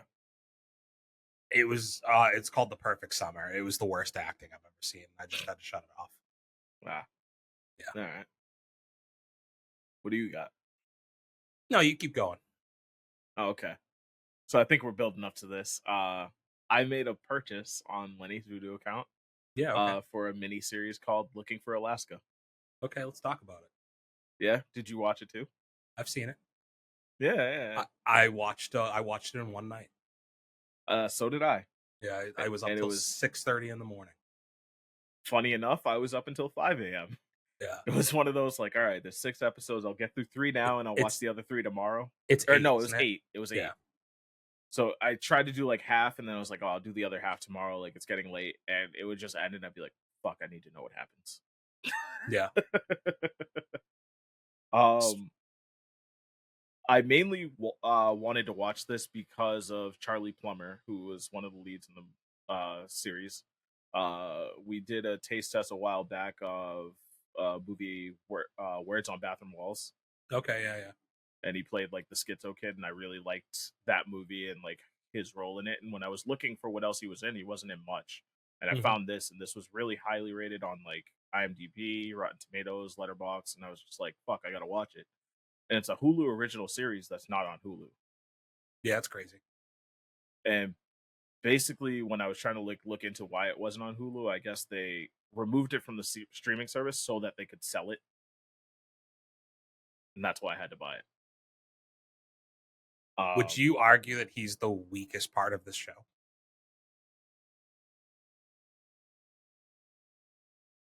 I wouldn't say the weakest part, but he's definitely not the strongest either. Alaska's the strongest. 100%, yeah. And then the Colonel. Yeah. Does the Colonel remind you of anybody? I was gonna say it, and I didn't know if I wanted to say it on here, but yes, 100% reminds me of D. Yes, like it is. It is. I was just watching D in a movie, like we're a TV show. Like from the first moment he came up on screen, I was like, "Holy shit, this is D." Yeah, yeah. Like for so many reasons. If anybody knows D in like real life outside of him on this podcast, if they watch this show, they would just be like, "I'm just watching D." Like it's very funny. The whole time I was just like, "This is so accurate for me." Oh man. Okay, let's talk about it. I like it. I liked the first 6 episodes a ton. Like really, really liked it. You're about where I'm at then. I didn't love the after. Yeah, like that's where it kind of was a letdown to me. I thought those last 2 episodes, maybe it was just because I liked Alaska so much that like her character getting no, and it's the point. I get it. And like I feel like this show was probably made right around 13 Reasons Why. So this show is actually based on a book. Mm-hmm. And it, I guess, very closely follows the source material and didn't take many liberties. But I guess what I mean is like the reason it got made is like 13 Reasons Why, the first season. I gotcha. Immensely successful, similar source material in what it deals with. And like, so for backstory for people who don't know what it deals with, it deals with this girl that on like the surface level seems immensely cool. She's beautiful, fun. But underneath all of that, like has like a lot of emotional trauma that she's dealt with, and it hides it very, very well, but deals with like substance abuse and things like that. And basically the way the show plays out is the very first scene you get is of a car crash, and everything from that point on is like X amount of days before like that happens. And you're seeing what leads up to inevitably that car crash, which is her car crash and her death, in the show. I think it's real. Like that's real life, like no matter how happy somebody seems, you can never take that for granted. And it's also real in the sense that like you can assume that like you can change somebody. And I think that that's the thing with what's his character's name in the show? Charlie Plummer. Pudge or Pudge. Miles. That's what I was looking for. Pudge. Yeah. So like Miles, Pudge, whatever you want to call him. Like he is immature in a way, in the sense that he thinks that like everything is thought of from his perspective, even after she dies, right? Like the way he's coping is in a selfish way. And like he can't see necessarily all the things that she's going through, because I think in his mind he thinks he can solve all of those things, and that like he believes in this idea of like people being made for each other, and that like if you find each other, like everything else is fine, and he had never had real relationships, not only with like a traditional like love relationship, but like friends. Like he had never had any of this stuff before it. And so like with his character, I thought his character, like the itself, is interesting. I just didn't think he was like phenomenal at all times in this. Like I thought like it was like awkward, and I don't know if it was believable to me at all times. Like I didn't necessarily understand how he, I don't know, like I guess I get it. Like he just very quickly changed, like all within the first episode, went from like at home being like I've never had a friend, like I can't get anybody to come to my birthday. And I guess some To of be that's in just like the death current, or like, whatever kind of thing. yeah, I guess that some of that's the Colonel, right? Like just like pushing I him to be more and outgoing. yeah, I think like the Colonel was helping him unlock his personality, so to speak. Yeah. Um, but yeah, like I think it was just a bummer when she's not in it anymore, really. Yeah, And it's intended to be that way, so I can't be that upset about it. But then like them trying to look for answers, and I guess like inevitably you find out you're not going to ever really get an answer. Like I thought at some point we might get her perspective a little bit more. no, I was trying to like find this out when I was looking like YouTube videos or Reddit posts after or whatever, and like I guess that's the same way the book ended too, is kind of leave it as an open ended question, like where the message is you're just sometimes not going to get the answers, and you have to be okay with that. Yeah, and like I think you get the like inevitably I think you realize like she didn't think she was deserving of happiness, and no matter how, like, it was always like a one step forward and two steps back thing for her.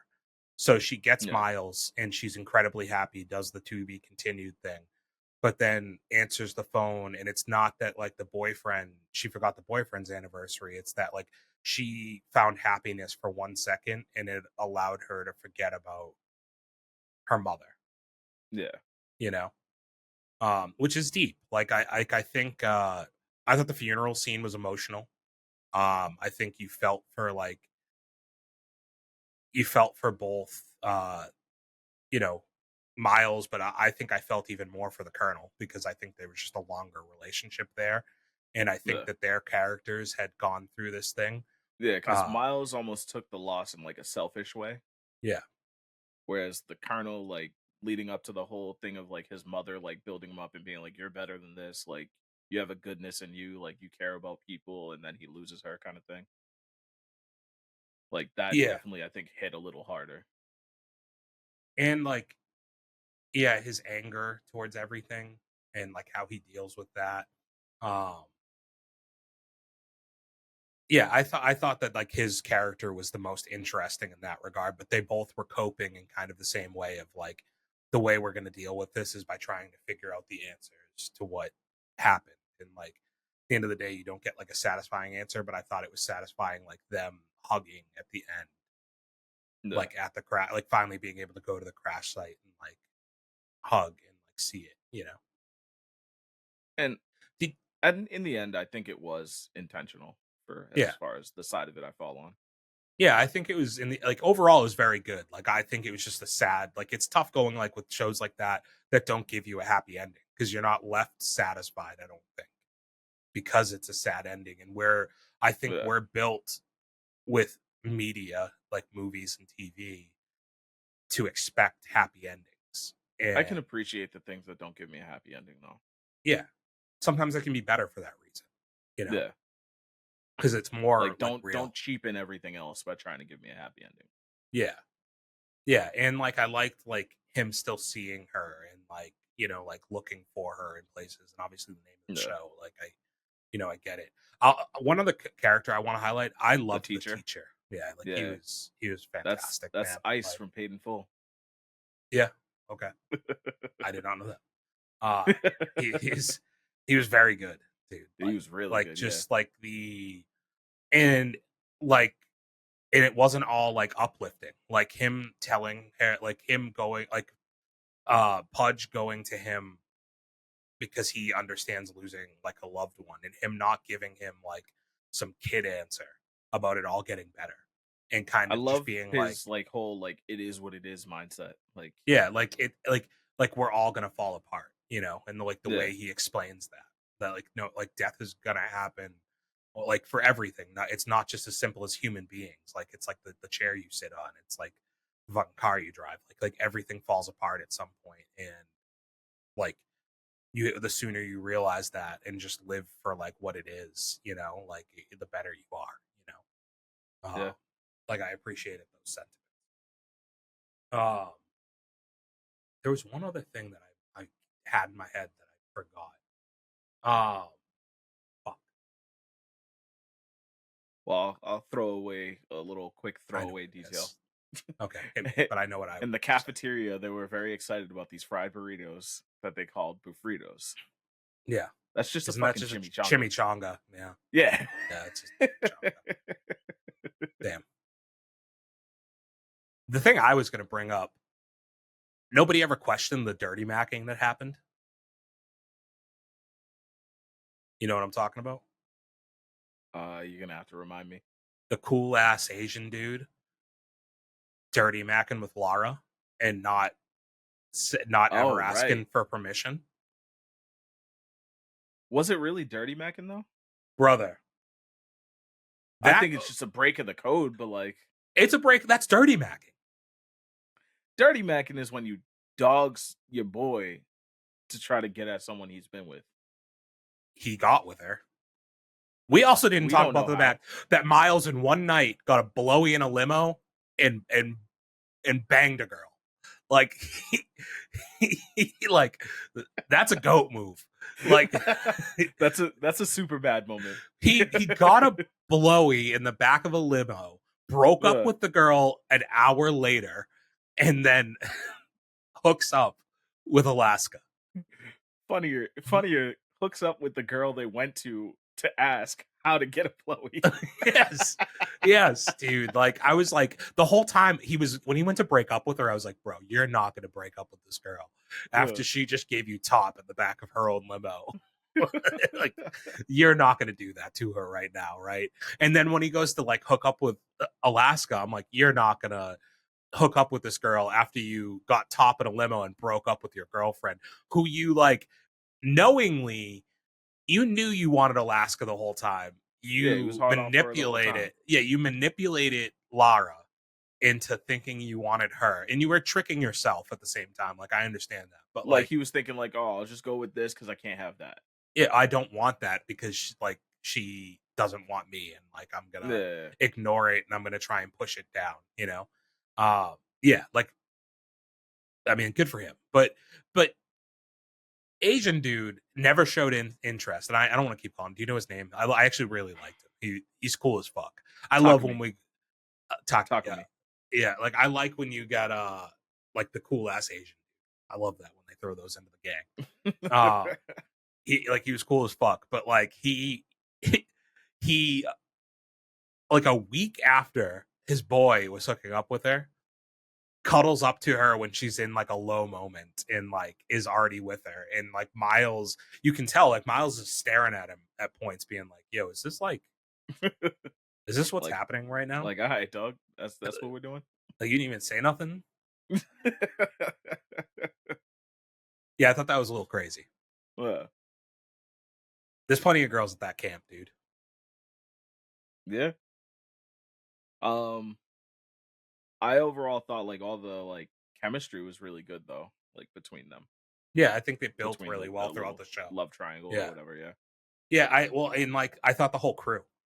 Yeah. And I liked that like Lara, like the way she integrated, and I loved the barn scene after the prank when they're just like telling their stories and like you get like character depth from all of them, and I loved like the ability in that scene, like the trust in the group to be like that vulnerable with each other, to just openly tell these stories, you know, because like that's, I think it's really easy to do like the high points, but it's like when they're just all like giving their low points, and all of their low points are like, well, this is kind of rough, you know.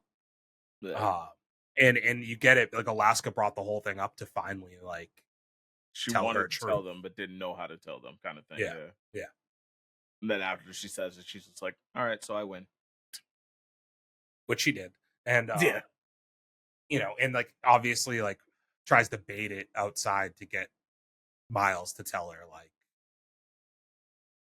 like that he loves her, and he's just like, yeah, we're friends, that's why I'm not gonna leave. And another setback. But yeah, I'm glad you got it. I know you had mentioned this show a while back. Did I? As something, yeah, you had talked about it on here at some point, that it was a show you wanted to watch. I remember it might have been after you saw that other Charlie Plummer movie that you brought it up, but I did remember when I saw it that that's what you had gotten. I was like, Oh, I do remember him mentioning the show Looking for Alaska. I'm surprised you watched it right away because I was going to come on here and tell you had to watch it. Yeah, no, it's up my alley. Pretty much why I was going to tell you. I was like, this is Yeah. definitely like a genre you go for. Yeah. So no, and 8 episodes was easy. I was worried when I saw that it was only 8 episodes, though, that it was going to be something that just didn't get renewed for a second season. So I guess in that sense, it was satisfying that it was kind of an open and shut situation. I had to do a lot to justify making that purchase, so I looked up a lot of stuff beforehand. Yeah. Spoiler free, obviously, but like basically just trying to find out like if it was worth buying.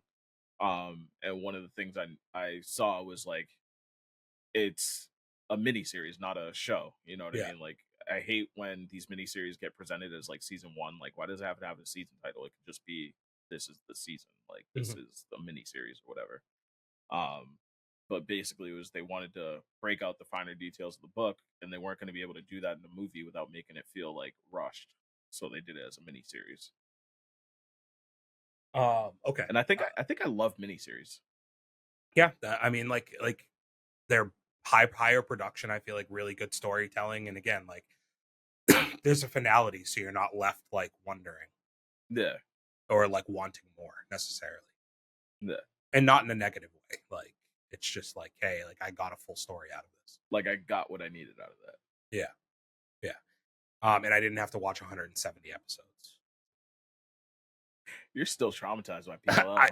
I didn't do 3 weeks of those staying up until 6 a.m.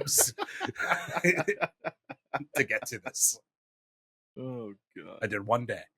Started at like 11 p.m. Was done by like 6 a.m. Hell yeah. Okay, you have anything else? After watching this, I watched Normal People because I figured you did. I kind of got that vibe while we were talking about Daisy. Yeah. It's a glutton for fucking punishment. Yeah, that one's tough, seriously. Isn't it? Yeah. Jesus Christ. Like at least Looking for Alaska had some like light-hearted, like comedic like breaks and stuff, and like you really got to enjoy yourself a little bit through it. But holy fuck, like, this Normal People is just abusive. Yeah, that one it gets you. I was waiting. I was like, damn, there's got to be some like light moments, like some good times, and just no, it's just, ugh. Yeah. It doesn't like you're not necessarily ever happy, like you, but like at the same time, dude, it's so weird. I think because like you're never happy, but like I love them together. Like like their chemistry. Because like the whole point of it is like you understand from the beginning pretty much that they're meant to be together. But they just can't fucking communicate. If they had just communicated, we wouldn't have 12 episodes of this. Yeah. But I love like the time that lapses through it. Like I love like them coming apart and then finding their way back together, and like them trying it and like it doesn't work, and then they try it again and it doesn't work, and like but they all the while like maintain their friendship through it all because like they both know like what they mean to the other person. And this is another miniseries, I guess, that's also based on a book and has the same exact runtime as Looking for Alaska. Does it? This is 12 30-minute episodes versus 8 45-minute episodes. Got it. Okay. Totals out to the same. Oh, I didn't notice that. No. How do you feel about Paul Mescal? Love him. Yeah, I love both of them, honestly. Like, and what I was dying to say when we were talking about Twisters is the whole time I was waiting for her accent to slip through. There was one thing she said in Twisters where I heard it a little bit. Like she said one word that I was like, well, that sounded a little like there was one time that I heard it slip, and I can't even remember exactly what it was. Yeah, and it was still very well masked. Where if you're not listening for it, you won't notice it. But like, I was listening for it the whole time. Yeah. And like, because that movie is like just like it's them being like, it's like filmed in their actual. It's in Europe, so they have Ireland. Their full like that. Isn't that in Europe? Yeah, but I'm saying like they're mainly from Ireland. It's an Irish accent. Yeah, sure. Okay, thank you. Maybe that'll get Dave Ray to watch it. He's not gonna watch that. No, and honestly, like I'm telling everybody to watch it. You're 100% right. It is not an easy watch. No, like you even the end gotta isn't be in a happy. very good state of mind to watch this Yeah. series. Like even the end's not happy. Like they finally communicate. They're finally like in a good spot with each other, and it's just and then like they just got to move apart. yeah.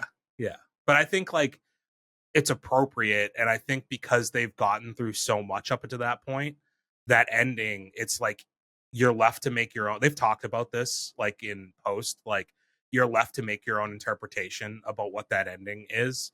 I But think it's the healthiest ending for them. You know what I mean? yeah, like Like, that. as I far as, think like, they'll always find their way back to each other, but now they both actually like are at a point where they both very much know where they stand with each other. yeah, There's some graphic parts in that show. yeah. Yeah. You see a whole lot of everybody. Yeah, Yeah, you see a decent amount of Paul Mescal in that movie, but Yeah, you got a ton of Daisy in it too. Yeah. yeah. It's to the point where I think they were actually fucking. Yeah.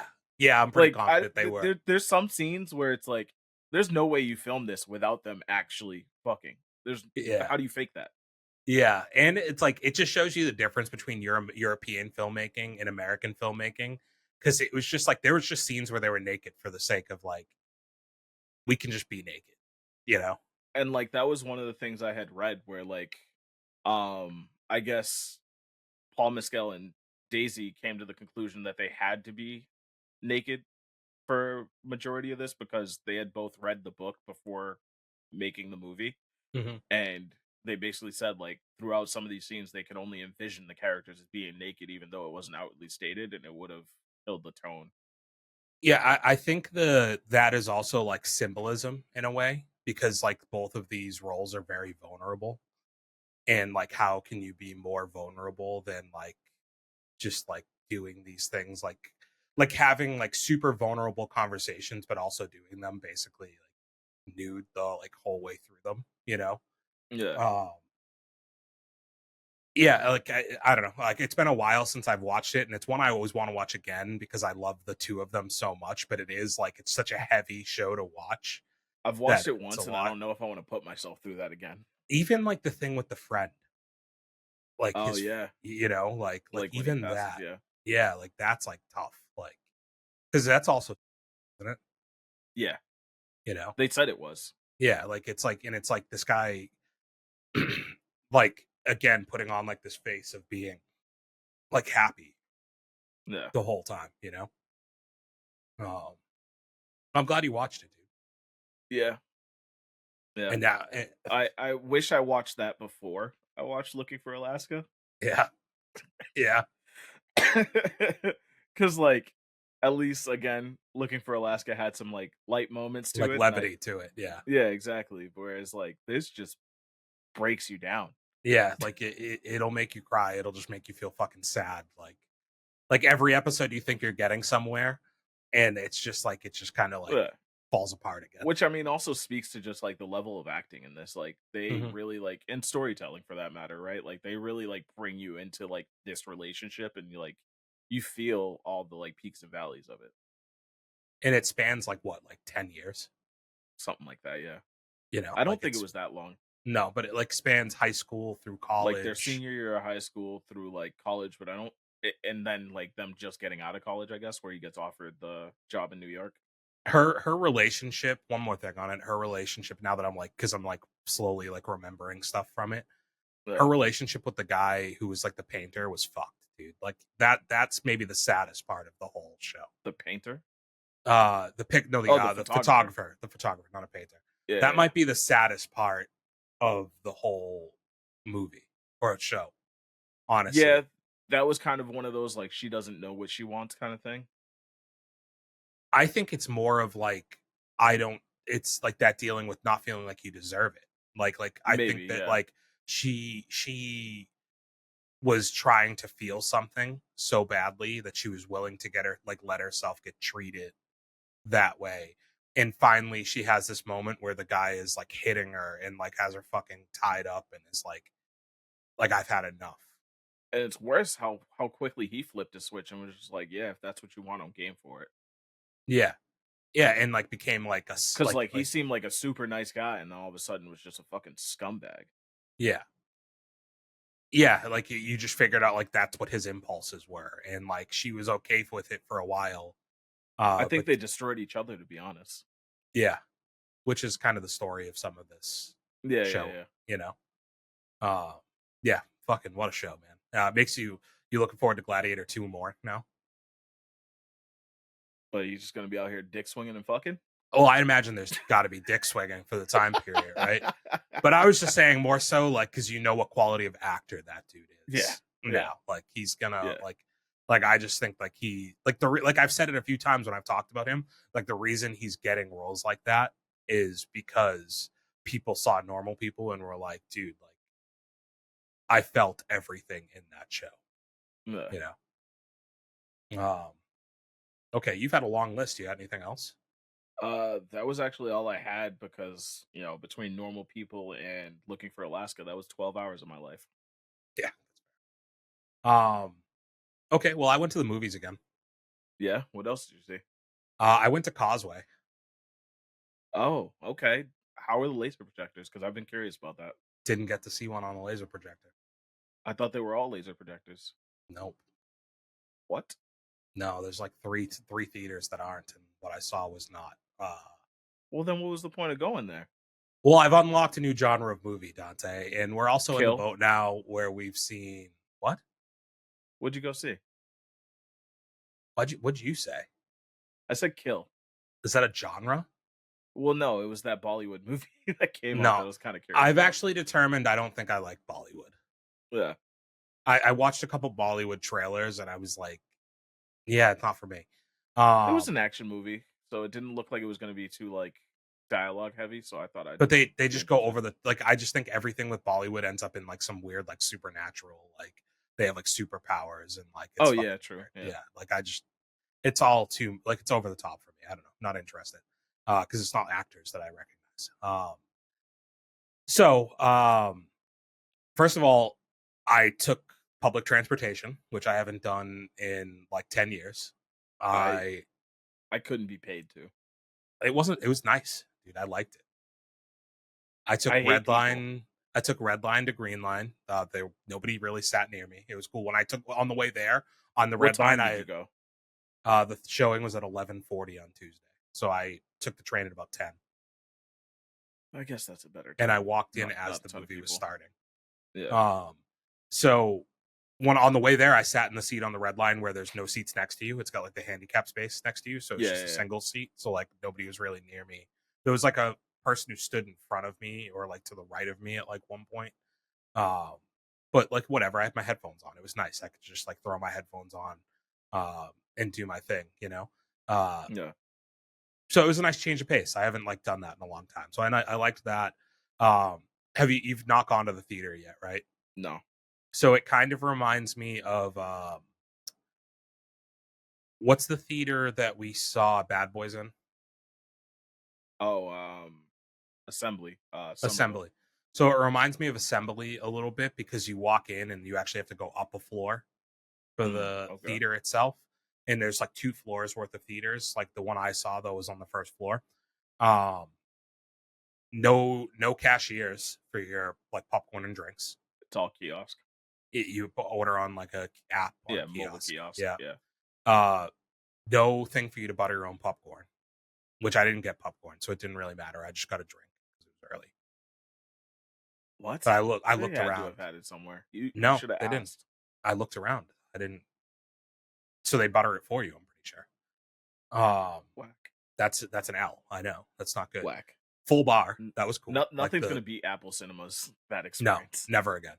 Like but full bar, which was really cool. Like it was like super classy looking bar.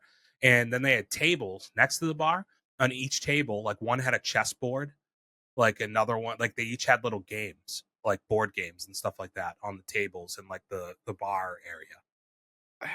So when I See, walked in, there was an why do all older. these theaters have to have like these hangout spots? Who goes to the theater to just hang out in the lobby? There was people playing chess down there. There was like 2 older people, like maybe you show up before you're showing, you know? And like they were just sitting there playing chess, dude. No bullshit. Huh. I was like, that's kind of cool. It's a vibe. And like you're right, it's like right at the windows, so like you're looking out onto the street from like where you're sitting. It's kind of cool. If you want to like people watch and like kill some time. So yeah, I went and I unlocked a new genre of movie that I'll be seeing more this year. Anime? Oh fuck no. I hate that shit. I'm still guessing, man. I saw a Korean movie. That was gonna be my next guess, but I was gonna say Vietnamese. A Korean subtitled movie called Project Silence. Okay. It is about basically it's like this this guy who's in the political Before world. you get into that, can I ask you, Mhm. what made you decide to go see that?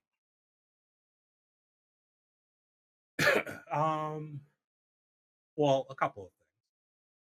I've seen everything in normal movie theaters. You wanted to go to a movie. I wanted to go to a movie. How many movies have you seen? I think I'm at 43 or 44. You're at 43. Okay. How many movies am I at? I don't know. 43. Oh, this is what it was about, catching up. Well, Dante, people might think that I've forgotten because we don't talk about it. But I'm not like, what are we doing here? Like, I was getting very comfortable that I silently took the lead. No. I was or like, took the lead back, I should say. Every time you think that you've got something on me, I'm gonna get it back. All right. So I was looking for stuff that I was scrolling, through on the AMC app. You can just scroll through and see what's in theaters. And I've seen everything that's in normal theaters, but I saw there's a couple of movies that the tile that for the like poster or whatever looked interesting. So I clicked on them and I read the descriptions and I came across this movie Project Silence that is it's subtitled. It's English subtitles.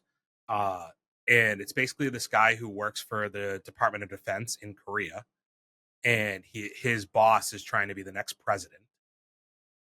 And he, like, as a political strategist, tells him like the decisions they should make in certain situations. And he's got to bring his daughter to the airport one night, and they're driving, and heavy fog is setting in over a bridge in Korea that they're driving over. And the fog is so heavy, and there's this guy who's like streaming while he's driving, and he's driving at like super high speeds, like talking chat. And the fog's so heavy that all of a sudden he crashes into somebody, or he cuts somebody off, and it causes like a bus or something to like block traffic, and it leads to like this massive pileup. And in the massive pileup is this caravan, and in one of the vehicles are these dogs. And these dogs, you find out, are being trained by the military. They have chips implanted in them, and they're being used to be like assassins, basically. Like they're being trained to be able to hear a target's voice and go and kill them. But like these dogs were, I believe, being sent to be killed because they weren't good enough or something like that. But like the thing crashes, the dogs get loose. One of the dogs gets their chip knocked out, and it's actually like the mother of all of these other dogs. What does the chip do? Is it just a tracking chip? It's what they use to control them. Okay. So they can like control them from a laptop. So there's this one dog that's not able to be controlled, but all this stuff happens, leads to there being a malfunction with the laptop, and they lose control of all the dogs. And now there's this like pack of dogs that are trained killers, and 120 people on this bridge. And on one side of the bridge, because they try to airlift out the dogs through the fog, and the one dog that's not chipped fucking gets into the helicopter and kills like all the people on the helicopter, and it causes. This is starting to sound like a domesticated Quiet Place. It's, I mean, a Quiet Place without aliens. It's kind of great. Like, well, no, there's no sound or anything like that like impacts anything. But like, I thought you said they were trained to like go after voices. But like that's not why they're attacking right now. Like okay. if you play a voice for them, they're trained to like hunt it, basically, but they have to be Gotcha. programmed to that voice, like to hear it. Like this is just them not being like their chips are shut off, and the mother basically you find out that like all of these dogs are basically clones of this one like mother dog, and this mother dog has watched all of her babies get tortured by humans like its whole life. Like every dog that it's birthed has been tortured by humans, and this is essentially this dog's way of getting revenge. Gotcha. Is I'm just gonna have my puppies kill all of these people. And one side of the one side of the bridge gets taken out because the helicopter crashes, and it's like it crashes, and there's like a toxic leak from one of the vehicles that crash, or that crash. So it's like they can't go through that side of the bridge because it's all toxic. The other side of the bridge is where the helicopter goes into, and it's a suspension bridge, so it like the blades cut through the things holding it up. So like you're battling against these dogs. You also have the bridge is about to collapse, and on the other end they can't get through because. So the entire movie is set on this bridge. Yes. Okay. Yeah, and like they've got to survive the night. And the guy is talking to like his boss and trying to get them like evacuated. But you slowly start to find out that like the boss is the one who like he's trying to be president. So he's dealing with like the idea of covering up everything that happened because this is going to get tied back to the government and potentially hurt his chances for election. So like you're dealing with like the political aspects all at the same time of like the potential of them not being rescued as a cover up for this. So like they want all of these people to die so that they can't talk about the fact that these dogs were military trained and okayed by the government that are now murdering all these people. Damn. Yeah. That sounds insane. It's pretty fucking good, dude. Like it was a little the subtitles were a little overwhelming at first because the beginning is like setting up dialogue, right? Yeah. And because it's setting up dialogue, there's a lot to read. Like there's bulks of text that you're reading, so it's a little hard to like keep up with. But once you get into the actual action, there's not nearly as much like dialogue, and it's a lot easier to follow at that point. So yeah, it's great. Like I thought it was actually very good. I gave it I gave it 3 stars, and it's at 17th on my list. Okay. And now I will be seeing more Korean movies because there's one that I think looks cool that's called Hijacked. That I want to check out. I think you have the right idea. Go after the action ones, so there's less to read. Yeah, well, and it's not so much that it's like stuff that it's stuff that I find interesting. You know. Yeah. There was one other one. There's a horror one that I thought looked kind of cool. So this isn't even a foreign film, but there is a movie that's only showing in one theater right now. Yeah. That comes out. It came out when's the 19th? Is that tomorrow? I think so. Well, technically today. I want to see this movie Oddity that came out this week. That's a horror movie. Okay. Yeah. So I'll be seeing that this week. The only other thing on my taste test is taste test. I'm on my reading shit again, people. And by reading, Dante, tell them what it is. Audible, ladies and gentlemen. Well, it's not Audible. Spotify Premium, brother. Yeah, okay. Spotify Premium, like I used to love listen. I had Audible forever. And like I was talking to somebody the other day. The issue with Audible, you've never subscribed to it, right? No. So the problem used to be, I don't know if this is still a thing with Audible, but I subscribed to it for like a year and a half, 2 years. I had it for a while. It's not cheap either. It's like $15 to $20 a month. And basically you get 1 book credit a month. So you can get 1 book. The problem is they cap you at 6 credits. So if you don't buy books for 6 months, you're still paying, but you're not stacking credits any longer. So there'd be times where I wouldn't read or listen as much. So I wouldn't need to buy more books, but then I would just be paying to not use credits. On top of the fact that when you cancel your subscription, you don't keep those credits even though you've earned them. So you have to just basically buy 6 books or you're going to lose those credits that you've paid for at this point because you want to cancel your subscription. Do you keep the books you own? Yes. Okay. Yes. So like I have a bunch of stuff in my Audible that I just like I bought all the Games of Thrones books because I had nothing to buy, and I was like, it was when Game of Thrones was like popular when I was canceling it, and I was like, well, Yeah. everybody loves like Dave Raves talked about it on here, like the books are great. Like I was like, okay, I'll like use some of my credits to buy the fucking Game of Thrones book, but I never listened to them, so they just sit there. Spotify on the other hand, I already pay for it. I use it for my music and everything. And Yeah. like basically every book is on Spotify at this point. The only downside to Spotify is they only give you 10 hours of listening time for audio books a month. So once you run out of that 10 hours for the month, it just shuts off. And you can either wait till next month for it to refresh, or you can buy listening time. Okay. So like I listened. I think I've told you this. I didn't talk about it on here, but there's the Blake Lively movie coming out next month called "It Ends with Us." Before the movie came out, I wanted to read the book because it said it was based on a really popular book. So I listened to the book, and I was super into it. But I ran out of my 10 hours right when it was like getting to like a pivotal point. So like I paid for like 10 extra hours of listening time. The good thing is it's not like those 10 hours like last for 1 month. You just have those 10 hours. Oh, they roll over. Yeah. So like I have like just a ticking time of like extra time that I can listen to stuff. So I listened to It Ends With Us. Then I listened to the sequel, which is It Starts With Us, is the second book. And now I just finished the first book of The 100, which is the TV series that I watched and I really liked that is based on books. And I'm on book 2 now. Okay. So I'm on my book shit again. I like that for you. Yeah, it's been nice. It's like actually I like the 30 or 40 minute drive to work, bang out a few chapters, It's nice. I like it. You can play video games, listen to a book. It's kind of cool. It's just another thing, Yeah. Cool. You have nothing else, right? Nah.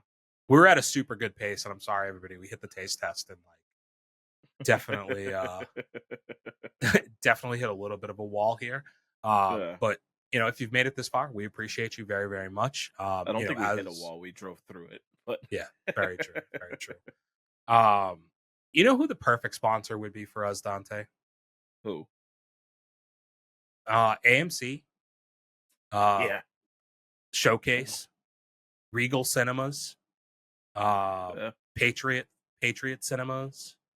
Apple Cinema. Cinemas. Yeah, like any of those, if you'd like to hop on board, we will rep the fuck out of your brand because we live in the movie theater at this point. 43 movies a piece for the year. We're almost at our one a week for every week of the year, and we still got months left. Like we still got 5 months left. So once we hit 52, that's a milestone. We already passed what you watched last year. You had 39, right? Yeah. Yep. We are blowing past that. So yeah, like we be your perfect candidates if you ever want to get in the podcasting game. Please let us know. But in order for that to happen, people, you do need to drop a like on this video, hit us up in the comments, subscribe. I didn't fuck it up that time. That was super cool. And yeah, hit the notification bell up above. Until next week, though, we bid you fale adieu. Peace out. Bang. Bang. Ski. I won't know where to get that.